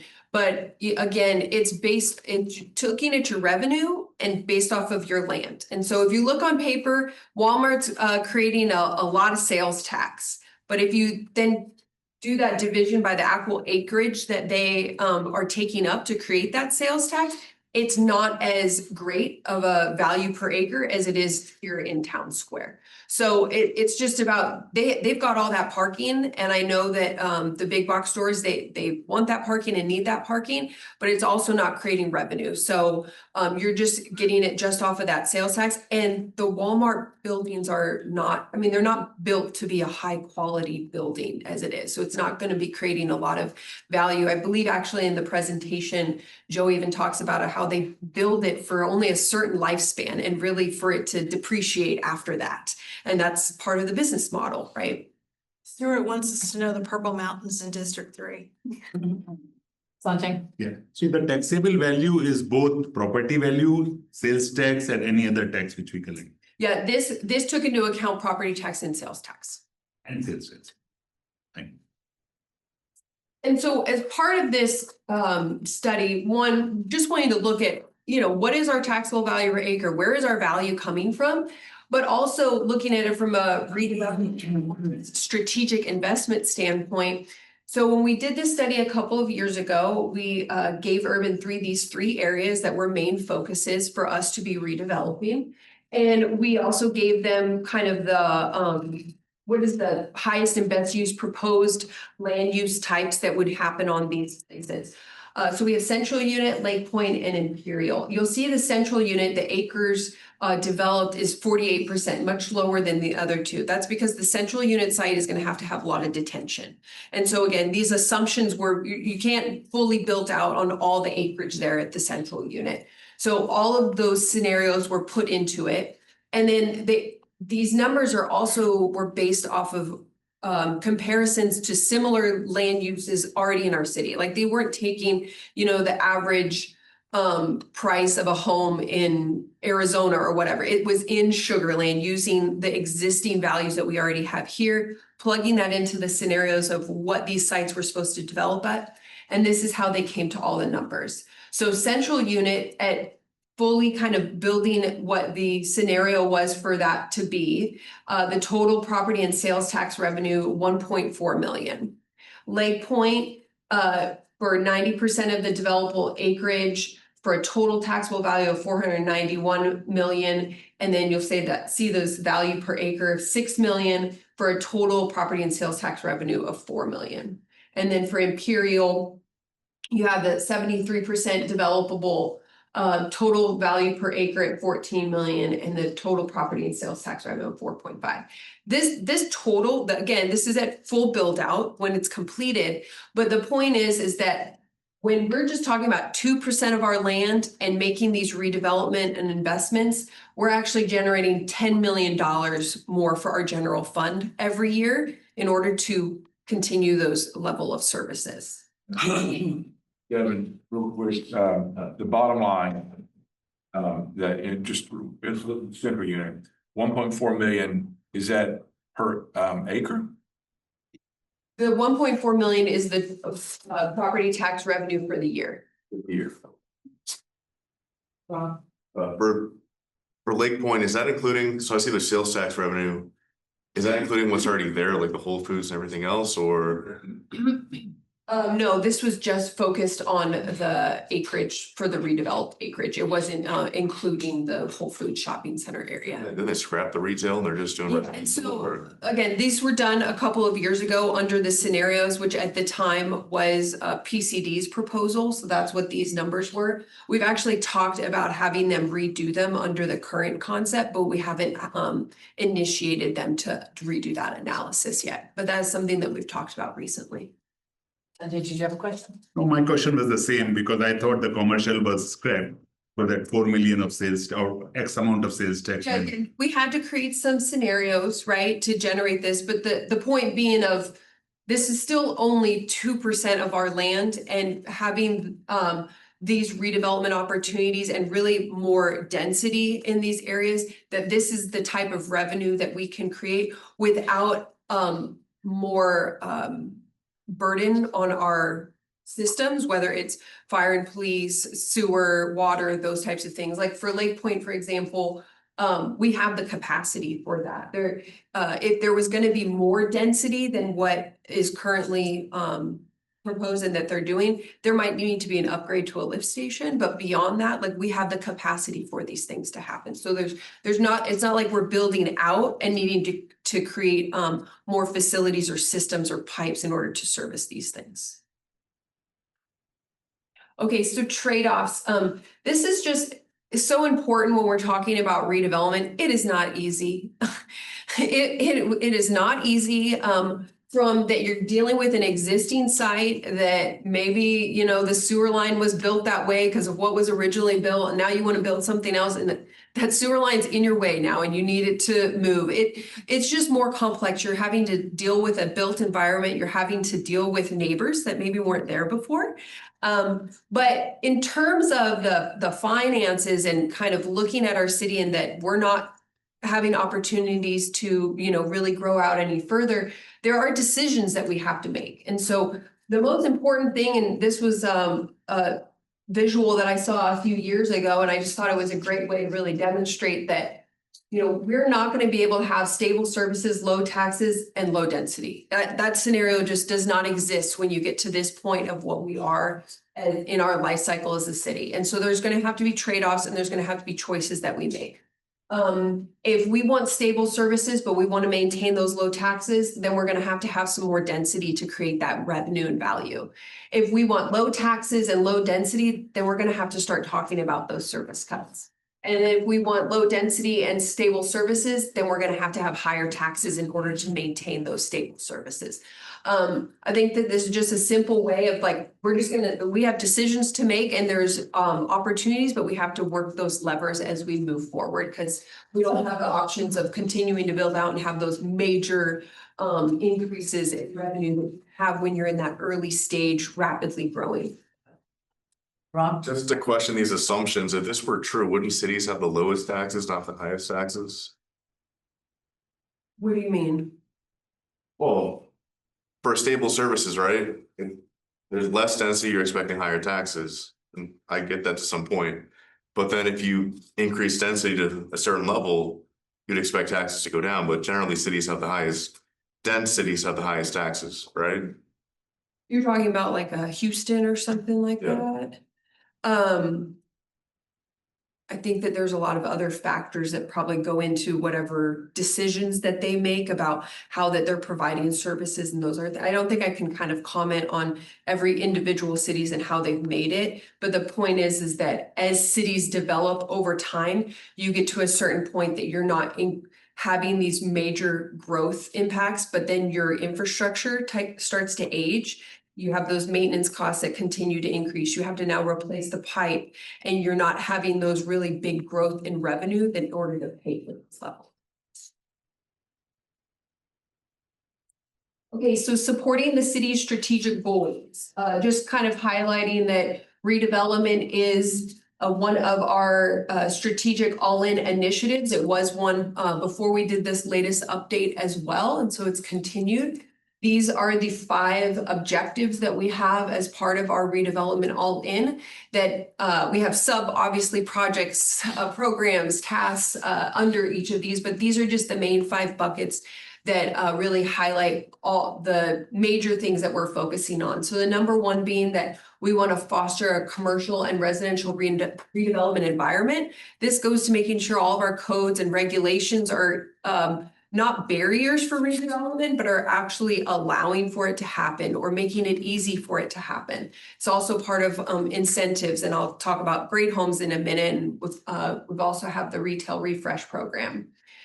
Create a forward-looking housing strategy is another one. So in the all-in, it's too small for all of you to see, I'm sure, but it's actively foster redevelopment of key sites so they enhance community amenities and provide forward-thinking housing options. So this housing topic came up a lot when all of the data was coming in to develop this strategic initiative, and it's that we have not built a lot of new housing at all, and it's declined tremendously in the last couple of years, but we still are a very quality of life community that people want to move here. It's also a way of attracting and maintaining employers here in this community because people want to live near where they work. And so we're looking at what are the options of kind of creating more housing here or creating housing that we don't have. We have 90% single family, then 8% or whatever multifamily, and not a whole lot in the middle. I hear so much from people that say, I've lived here for 30 years. I love Sugar Land. I don't want to move, but I really don't want my 3,000 square foot house anymore that I raised my family in, but there's no options of places for me to go. Stuart? That's me. And so they stay, and so we don't have kind of the household mix that is matching the housing homes that we have. And then you don't have that churn that you want in your economy and your community to make all those investments continue to happen. Number 3, prepare key sites in Imperial and Lake Point for redevelopment. I don't think I need to talk more about that.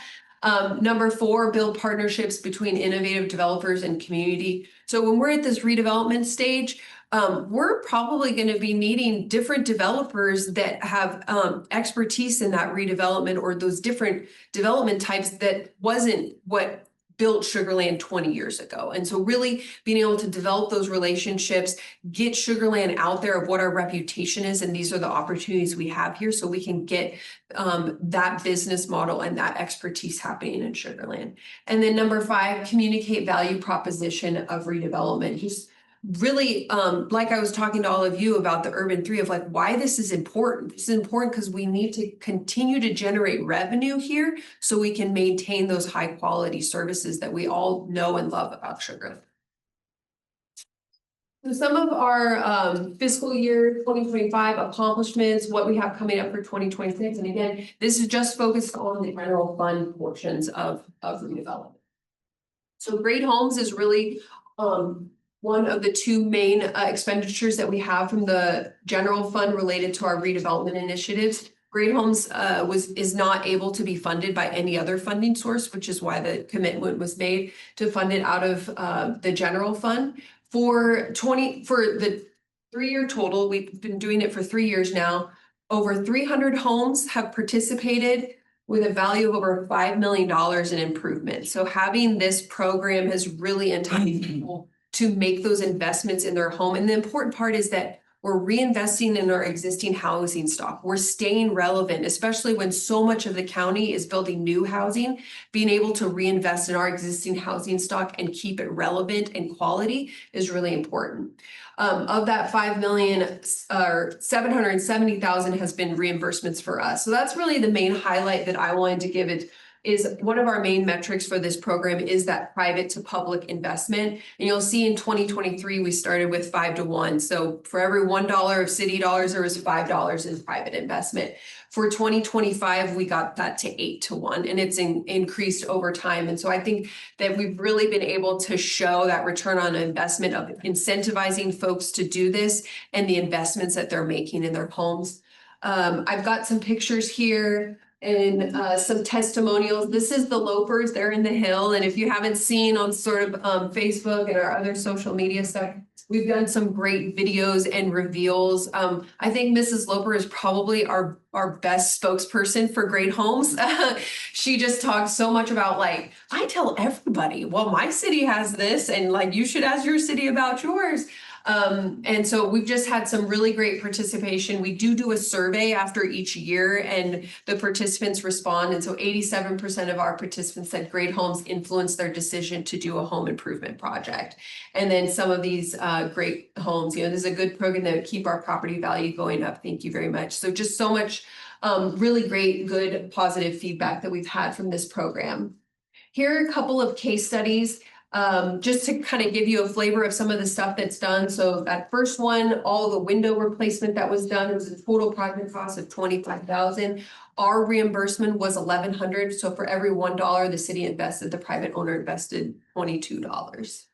And then the second case study, and so this is an example of a homeowner that participated also in our design portion of the program. So we have the rebate portion, but we also did something where we negotiated and pre-purchased design packages from 2 online vendors.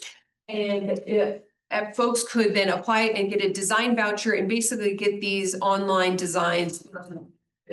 And I think that this has been one of the real difference makers in our program because number one, how many of us really know what paint color we should pick and being able to have access to a designer that can really help you with some of these things has really been a huge difference maker, I think, for people to participate in the homework. But working with data and innovation, they've also did oh my gosh, I'm totally blanked on the word, rigorous evaluation. That was the word I was looking for. Rigorous evaluation on this. And what it found was people that participated in the design portion, as well as the rebate portion, participated with a lot more private investment. So using that design piece really allowed people to say, oh my gosh, I want to do this improvement. I want to do this improvement. I want to do this improvement. And some major transformations have taken place for people's homes. All right, so our incentive program, so for fiscal year 2025, we had 192,000 budgeted for the incentives. All the funding was committed to 63 projects for a total of 1.66 million. And then for fiscal year 2026, we proposed 200,000 for incentives and then 20,000 for the design portion of the program. Our design vouchers were only good for a certain number of years. And so we've gone through all of those. So it's now time to re-up our design vouchers that we have. We anticipate funding approximately 75 projects with this and 1.7 million in new home improvements. And again, you see some great before and afters there with just really some investments that need to be made in these older housing stock, and also just some really cool things like this outdoor patio or really front door patio that they put here. Sanjay? One question. Do these improvements also lead to the increase in the taxable house value? We have, it's kind of too early to see some of those changes, right? What we do know is that within the neighborhood, one neighbor does it and then the next neighbor hears about it. So a lot of I think I had these dots. I first mentioned all these blue dots are people that are participated, and you can kind of see how they start to follow and cluster. And so it's making that impact throughout the neighborhood, but it's a little too early to tell. And also there's a lot of other factors that go into those types of things. So we don't have data on that. Thank you. Okay, so I'm going to move on from Gray Homes and talk about Lake Point. So the Floor campus was built in the 1980s. You can kind of see here in the lower part how, there's still a lot of that undeveloped, but we even have earlier pictures, right, where all that area was undeveloped and all there was Floor. And it was built back in the 1980s. Floor, originally built it, sold it, bought it back, sold it again, leased it, kind of they're changing in a corporation has changes in their real estate strategy over time. But in the end, they've had a lot of changes that 1 million square feet is not what they needed anymore. And so they had to downsize. And I think they downsized from 1.1 million square feet to about 350,000 square feet. So a major change for them. And but it's just such an incredible piece of property and opportunity right in the heart of Sugar Land, 52 acres.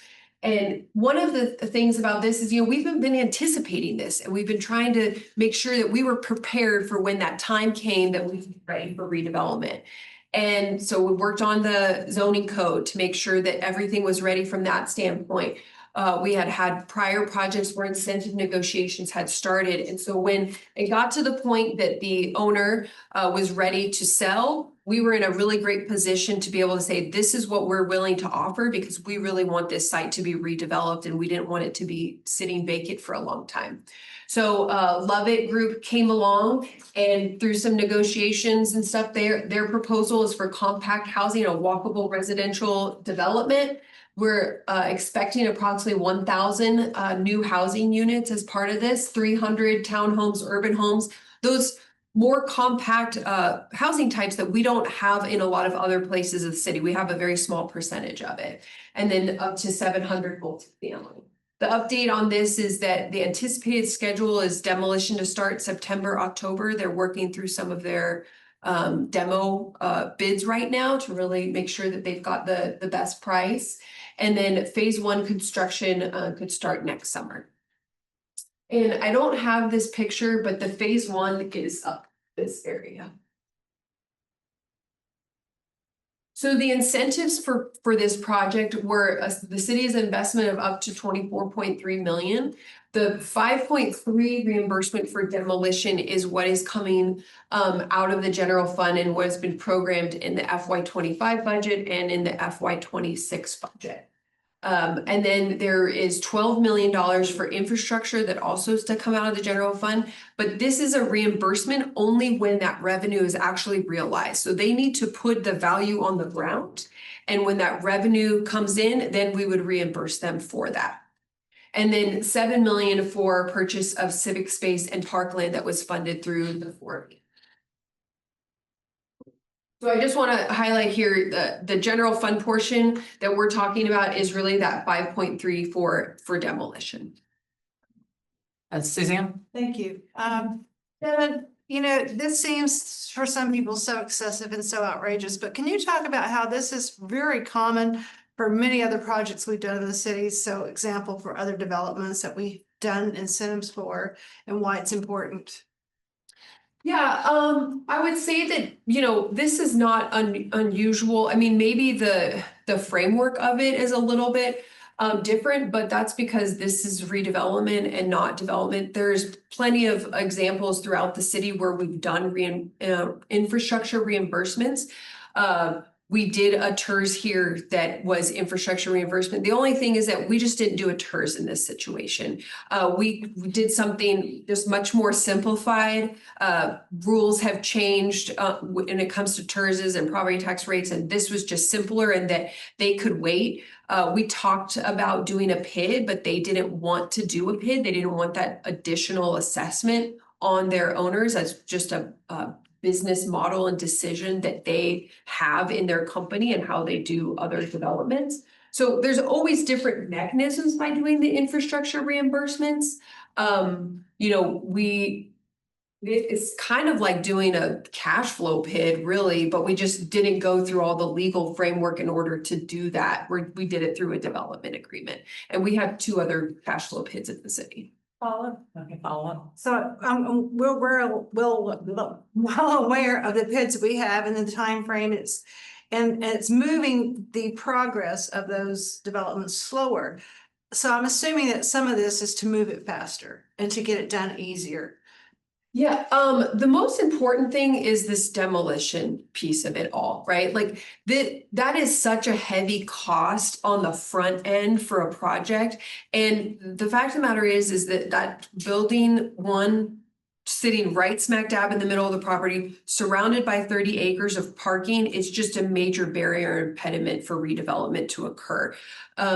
Would it have been great to get another major headquarters to just go into that building? Sure, but there are not major headquarter relocations happening like that for 1 million square feet in a suburban community, especially after COVID. So that demolition piece is really the difference maker to remove that barrier and make redevelopment a possibility. And we don't want that building to remain and just deteriorate over time. That can just erode the value over time. So being able to do this and get that demolition happening sooner rather than later is really kind of the difference maker to move these things. And then the other thing is, I know we're not talking about 4B, but there's plenty of investments that we make in our park space. Of significant portion of our 4B dollars have gone towards park improvements, creating open space, civic space type things. Sanjay's next. Yeah. For the parkland and the space which we purchase, do we have to maintain or the developer will maintain going In forward? our development agreement, it is, and how it is going to be maintained by FCCSA. The city is not taking ownership and maintenance of that park space. Stuart? Evan, is Sugar Land unique in that we are spending tax dollars to help private development occur, or is that sort of the national cost of doing business? Yeah, no, we are not unique in that communities don't do incentives to make these things happen. I mean, what Plano has done with the Collin Creek Mall and the investments that they're making there in order for that redevelopment to occur is significant. Is one example. Okay, Rob? And what was the impact of putting the cost structure into the infrastructure? Was it 75% of the value add for property tax reason to repay the infrastructure versus a PID? What was the overall revenue impact of doing it that way versus doing a PID? The PID is an additional assessment that gets added onto the homeowner. Whereas this is paid through their property tax revenue that they're paying to the city. Right, so with the PID, they would have paid the additional fee to pay down that fund basically. Versus, I guess we're deferring the 75% additional property taxes over the value add for as long as they're paying down the infrastructure, right? I think I'd probably need to understand your question more and get back to you. I'll follow up with you. Any other questions on this slide? Go ahead. All right, so it's just a few efficiencies that we've created with the Great Home Program. This has been really successful, but we also get a lot of calls, and that can be more calls to staff, that can be more calls to 301, just inquiries, and we also want to provide a high level of service for everybody that wants to participate in the programs. So that there are some things that we have improved upon. One was our property lookup tool. So there's a common question that kept coming up. So we have different tiers related to whether a 10% reimbursement or a 25% reimbursement based off the age of the home and the appraised value of the home. Great Homes is available to every homeowner in Sugar Land. We did not limit it based off of the value of your home. Everybody is eligible, but we did create the tiers in terms of the 10% versus the 25% reimbursement. And often people would say, well, which reimbursement am I? And so we looked at kind of all of our calls and data, and that came up as such a common question that we created a lookup tool that people can just put in their address, and it pulls up what their reimbursement is. We're also going to be in FY26 transitioning to InterGov. It's just we used another software. This is just an opportunity for us to streamline the applications that other departments also utilize and really consolidate our project.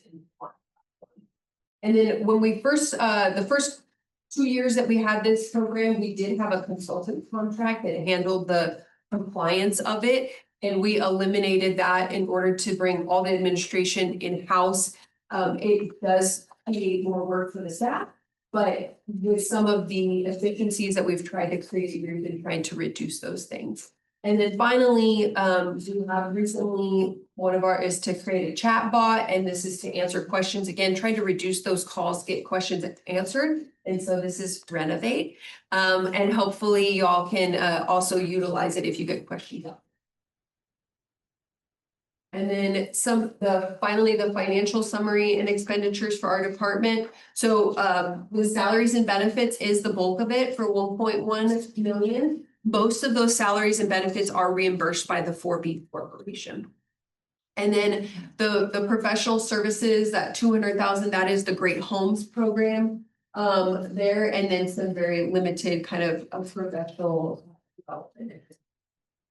And so we're only showing FY26 because this was just recently this year did we divide out all of the staff in terms of our financial coding for the redevelopment department versus economic development or planning and development services. Sanjay? So on the economic development, we will see possibly a decrease of equivalent amount or approximate amount. Okay.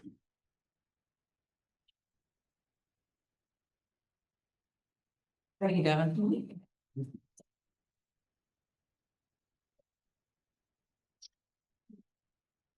That is the conclusion of our department presentations on the general fund. And now I'm going to jump into all of our other funds we have in the city. As a reminder, some of them are small, but we are legally required to have them. So that's why we're going to be covering them today. So starting out with our internal service funds, we've already covered employee benefits on week 1. So let's talk about our replacement funds. So why do we have replacement funds? Replacement funds are set aside to replace major equipment, vehicles, or infrastructures at the end of their useful life. By making scheduled contributions from our operating budgets, the city avoids the large unexpected costs and spikes when we have to replace things all at one time. So this proactive approach supports long-term financial stability and demonstrates strong stewardship with our taxpayer resources. So our first replacement fund is our fleet replacement fund. This year, we are taking a more conservative approach to fleet replacement, focusing only on the vehicles that are absolutely necessary for replacement this year. For fiscal 26, this means replacing 13 vehicles. By limiting replacements, we're allowing time to rebuild our fund balance that was hit in the last few years with how expensive everything has been. And carefully evaluating our opportunities to extend the useful life of vehicles where practical. We're also excited about the implementation of the fleet management software, which will give us better tools to conduct data-driven analysis. This will enable us to make more data-informed decisions regarding vehicle maintenance, replacement timing, and overall fleet efficiency. The revenue here is coming from transfer from other funds? Yeah, so it transfers from utility, general fund, all of the departments that have vehicles throughout the city. And that follow-up. And the expense is very low this year. That would mean we are not really doing much replacement this year, but we're still getting the fund. Just the 13 vehicles that I mentioned, and we're trying to build that fund balance back up to where we need it to be for future. Thank you. Our high-tech replacement fund ensures the city can proactively replace critical technology and equipment on schedule, avoiding unexpected costs and maintaining service reliability. The 1.24 budgeted for fiscal year 26 focuses on general fund technology and public safety items. And now jumping into our special revenue funds. These funds are legally required to be spent on a specific purpose, which is why they have their own. So first up, we have our animal shelter donations fund, which accounts for donations received and intended for operating expenditures above and beyond what is provided by the general fund, such as enrichment opportunities and special medical needs. In fiscal year 26, we've conservatively estimated revenues at 30,000, while we've planned expenditures of 56,000. This fund balance is anticipated to draw down by just that 26,000 to an ending balance of 190. Are any of these donations in the animal shelter going to be offset by the 2.4 million that we? These are for operating expenditures specifically. Is this where I can ask about the 2.4 million, where we are getting that from? Yes, that is still a process in work. I'm not the expert on this, but that it will become being worked with our legacy foundation, specifically for the capital funds. Yes, sir. I think it's probably fair to say, I'm not aware of a comprehensive plan for it yet. I might be wrong on that. I just may have not seen it yet, but we need to get that done. Right now, we've been focusing on getting the building designed, trying to get just operationally where we need to be. And so I haven't seen it yet. That to me doesn't exist, but that's something we need to get accomplished. But this is part of the reason we have a fund balance here, is to help offset some of the expenses when the building is operational. Next, we'll jump into our court funds. The court security fund collects $4.90 per conviction, which is pursuant to the Texas Code of Criminal Procedure and may only be used to fund court security expenses. For fiscal year 26, fund balance will be utilized for security enhancements during the court building renovation or a security screening station and or ballistic materials. Similar to the security fund, the court technology fund collects a fee of $4 per conviction and is restricted to funding technology related expenses at the court. For fiscal year 26, funding is included for the e-citation software, which will decrease time for police officers while issuing citations and tickets with the feasibility to process and print them using their city cell phones. Efficiency and saving time and making it easier on our officers. Next, we have our truancy fund. This collects $5 per defendant found guilty of a misdemeanor and is restricted to funding expenditures related to the position of the juvenile case coordinator. For fiscal year 26, we're funding 50% of that salary for our juveniles. On our juror fund, it's similar to our truancy fund, but it's 10 cents collected from found guilty of a misdemeanor and is related to funding juror expense reimbursements and services. Okay, jumping into our PIDs, we mentioned these a little earlier today. We have two.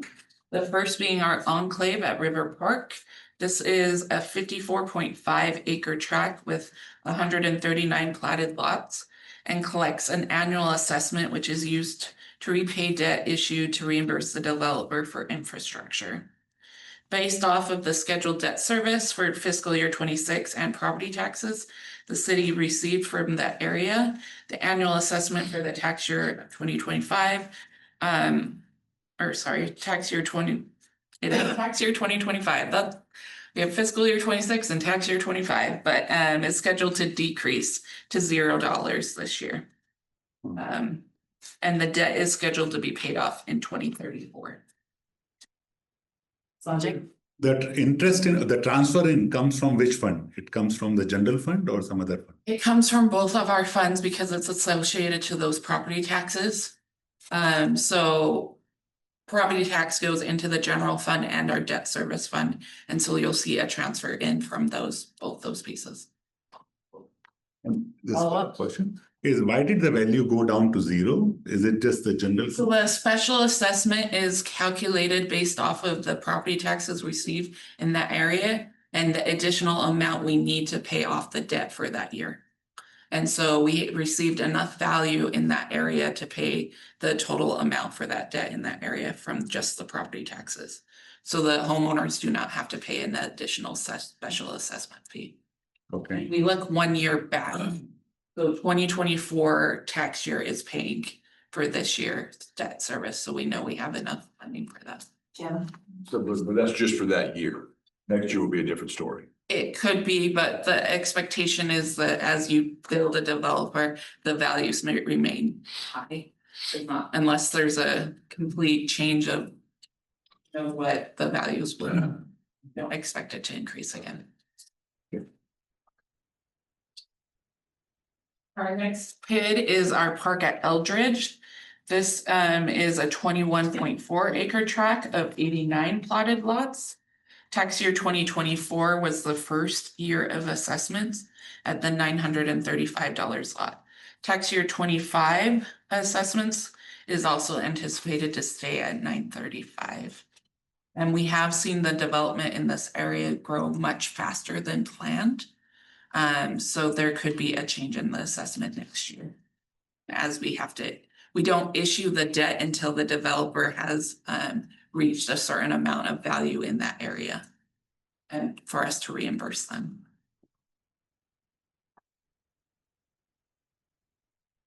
The city currently has 2 debt reduction funds. The first is Riverstone.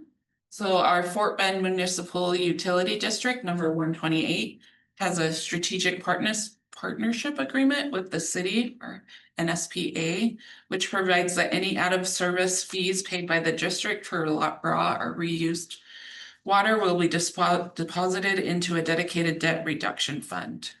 Revenues in this fund are reserved for the specific purpose upon the city's annexation of the district, including the retirement of debt, repair and maintenance, and public infrastructure within the tract, offsetting the direct costs of the city services to that tract, and covering other annexation-related expenses incurred by the city. Really, this is just a fund that we're building for when we annex the area. We have available funds to offset those costs. The second one is our Terra Plantation. This is where as Terra is a participant of the city's groundwater reimbursement. Under that agreement, a 20% of out-of-city service fee is applied to services received in the city. These funds will be reserved for use in accordance with the terms of the future SPA, which will outline mutual agreed upon uses.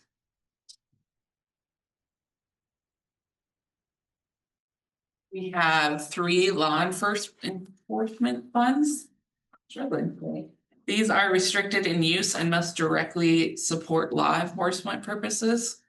With the unpredictable nature of seizure revenues, we only budget for interest and earnings in these funds. So as we receive these, the seizure revenues, whether from the federal, state, we will take those to council and do an amendment at that point, and then allocate them out the 50. We have federal state seizures, which includes our a percentage of the Sugar Land Police and Fort Bend's property seized. And then the law enforcement is for revenue fund from the sale of abandoned vehicles on public property.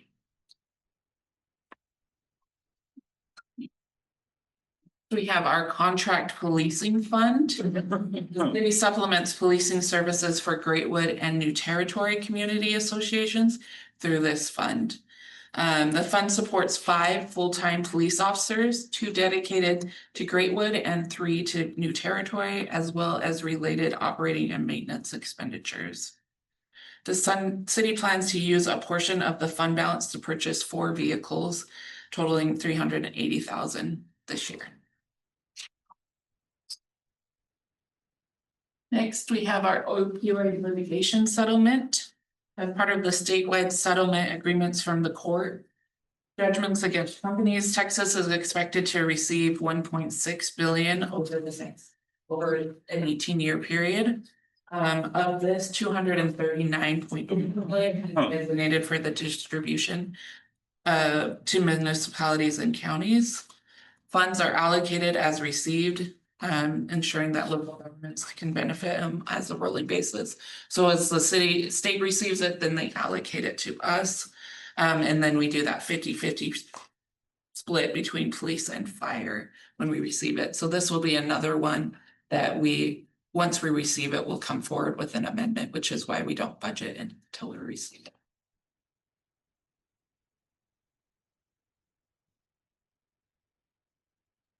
Next fund is our Public Education and Governmental Fund. This, or our PEG fund, which captures franchise fee revenues that are restricted in use and purchase in capital goods that support broadcast operations for the city. As you can see, fiscal year 25 had one-time expenses, which included the upgrades to the chamber audio and visual. Fiscal year 26 is expenditures are focused on maintaining of equipment and software. We have our ARPA fund, or the American Rescue Plan Act fund. The city of Sugar Land received $11.1 million in federal ARPA funding in fiscal year 21 and fiscal year 22. A total of 30 projects were initiated with these funds, and that was all set by council priorities and direction. of which 28 of the projects have been completed. 2 projects remain in progress, the purchase of 4 medic units, still waiting on those, and then the clock tower repair, which they are working on. Some key highlights from this fund included fire EMS. They enhanced their advanced life support through purchase of ventilators. We had the police department that had used it for their first, I believe their first part of the LPR cameras. And then Public Works, we had 1.8 million set aside for sidewalk rehabilitation. And then our last fund, we've gone through quite a few of them, but our last fund is our Public Arts Fund. This was created in fiscal year 23, and it's to separate public art projects from other capital projects. The Public Arts Fund is to capture funding needs identified each year.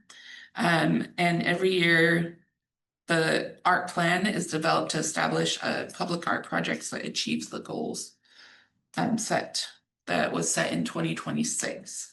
Expenditures are expected to decrease from 600,000 in fiscal year 25 to 587, and that's just the timing of the projects. But the expenditures for fiscal year 26 includes things for our renewal of the public art plan, I believe, and then the murals and an electronic artwork. Thanks, Rob. So I think we spent the money for last year on with the statues.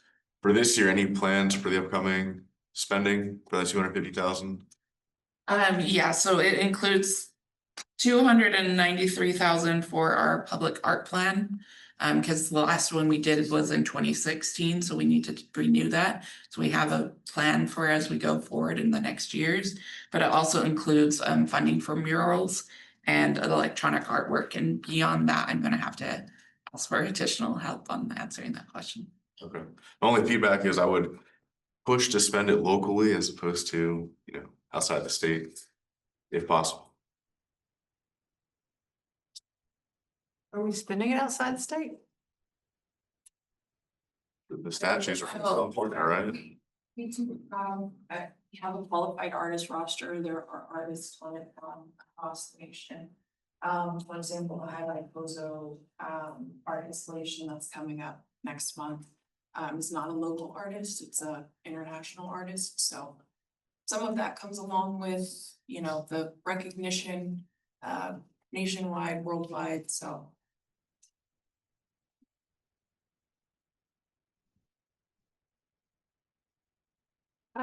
Suzanne, all right.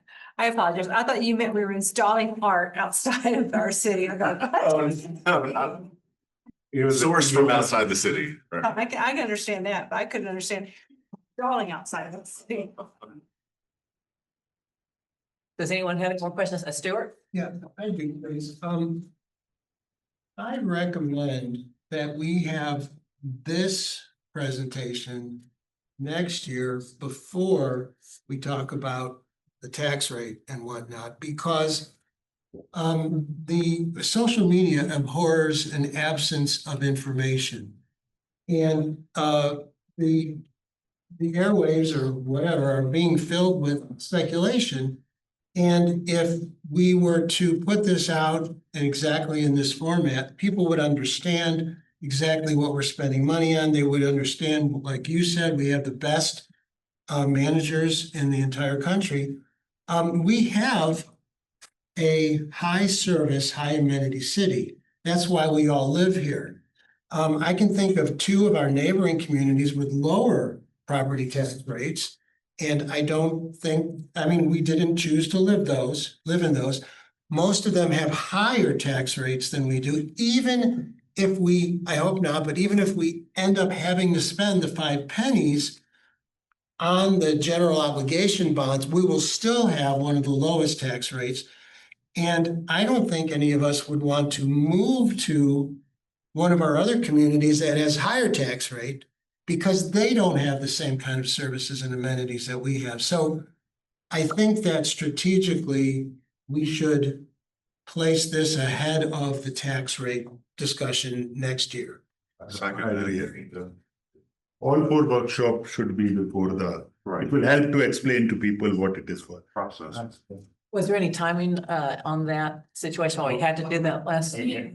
Yeah, I mean, the reality is, it's just the timing of developing the budget, filing the budget. We would just need to start earlier. I don't see a reason why it's not doable. So we start the fourth Thursday in You know, I July? hear the feedback. I think it's just filing the budget sooner than what it's filed now, but I think we can come up with a plan to accomplish that.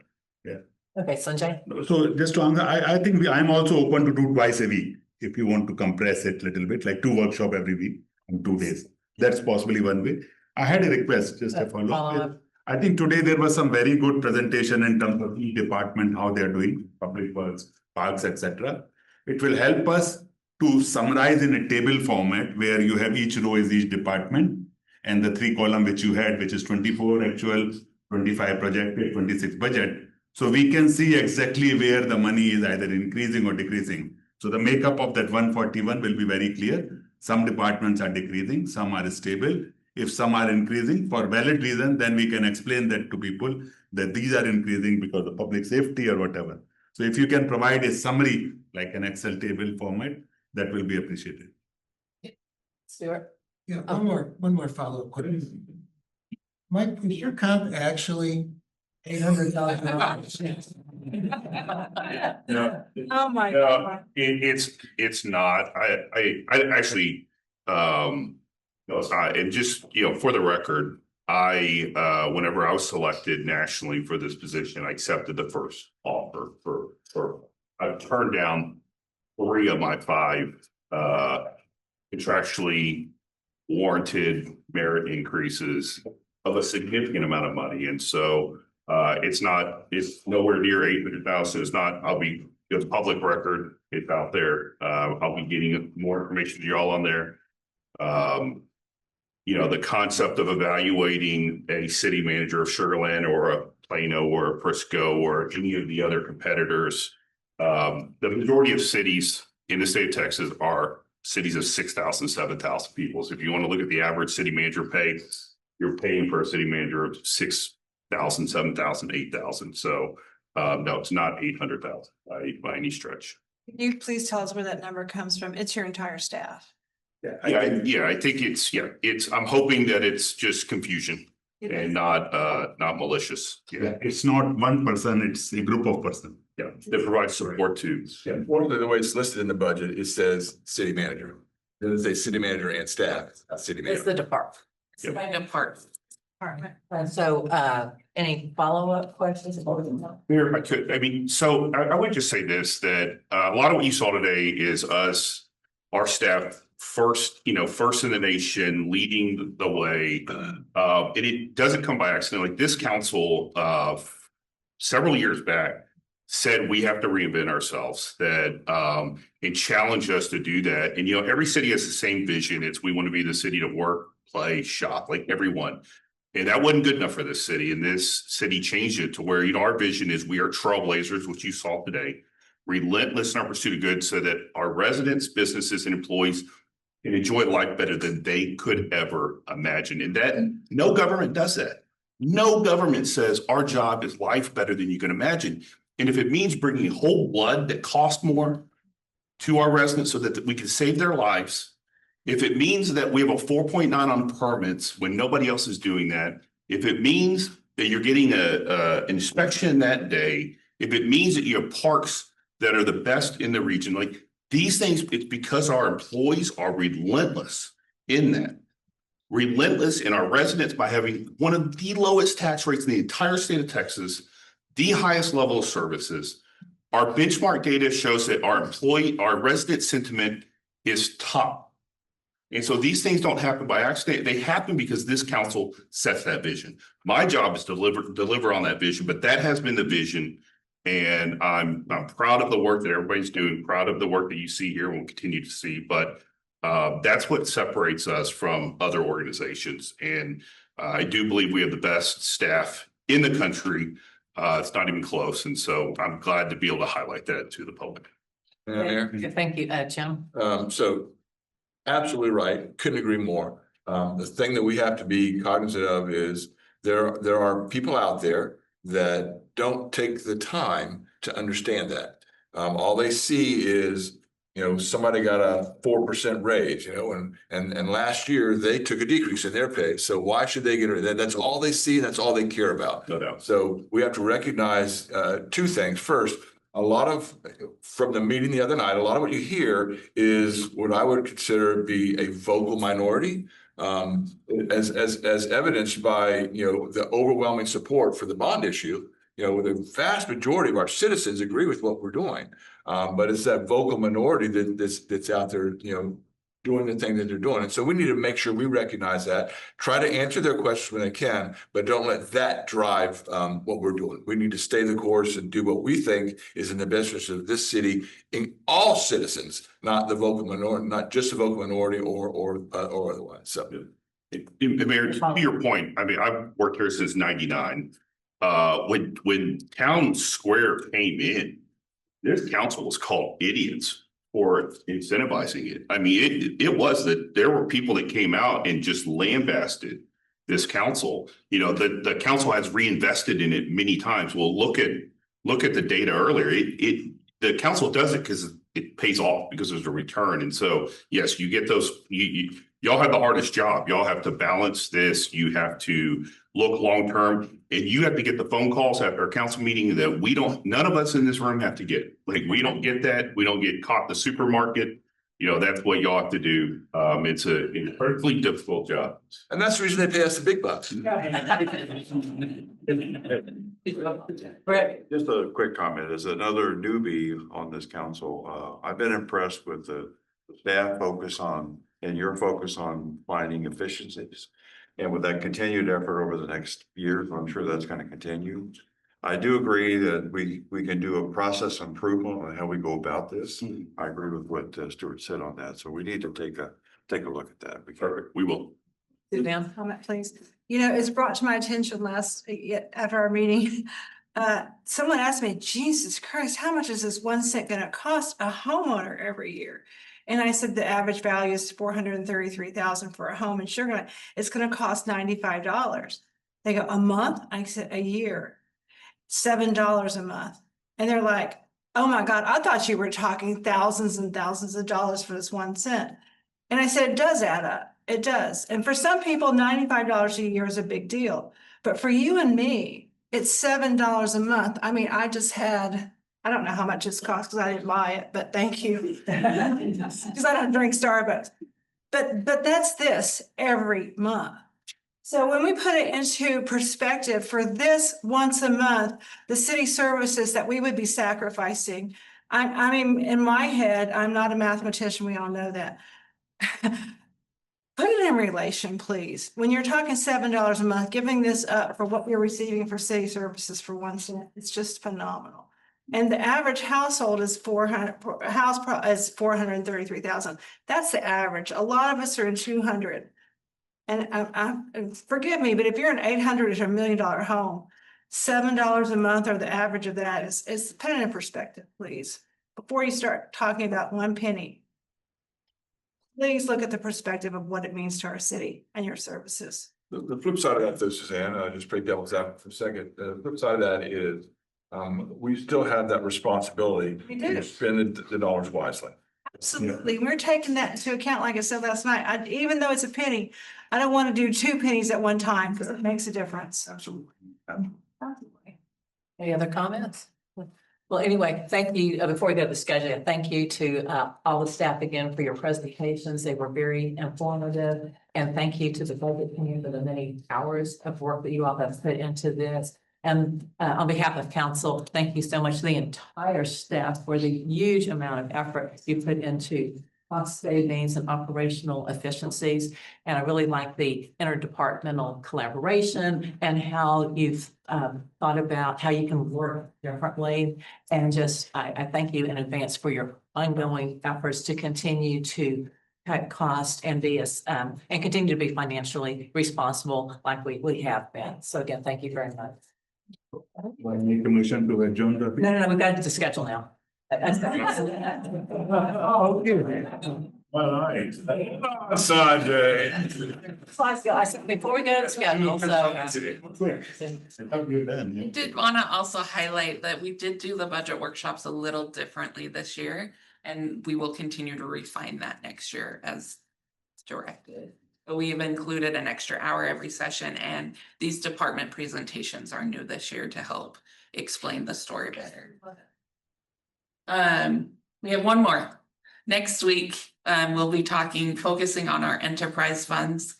And with that, we'll be talking about utility rates. And then we will also be covering our economic development funds, which is our corporations, our HOT, and then we've included special events in that last. We always go over this because it's such a big part of our budget process. The next steps on the property tax is September 2nd, and then we will have the notice go out for the public hearing, which will be on September 9th. And then the adoption is on September 16th. And then other key dates also on September 2nd, we will have the public hearing on the proposed budget. And then the public hearings on our fee ordinance. The PID assessment, I forgot to mention because there is a zero assessment for Enclave. There will not be a public hearing for them because there's no assessment. And then we will also amend our fiscal year 25 budget to projections. What is in the budget book has been refined as we get closer and closer to the end of the year. But we'll have those updated revenues and expenditures then. And then September 16th is our adoption of the budget CIP plan and compensation plans, the adoption of the tax rate after that, and then the final readings for our ordinances. All right, so we'll see everybody back here next Thursday for our fourth and final budget workshop.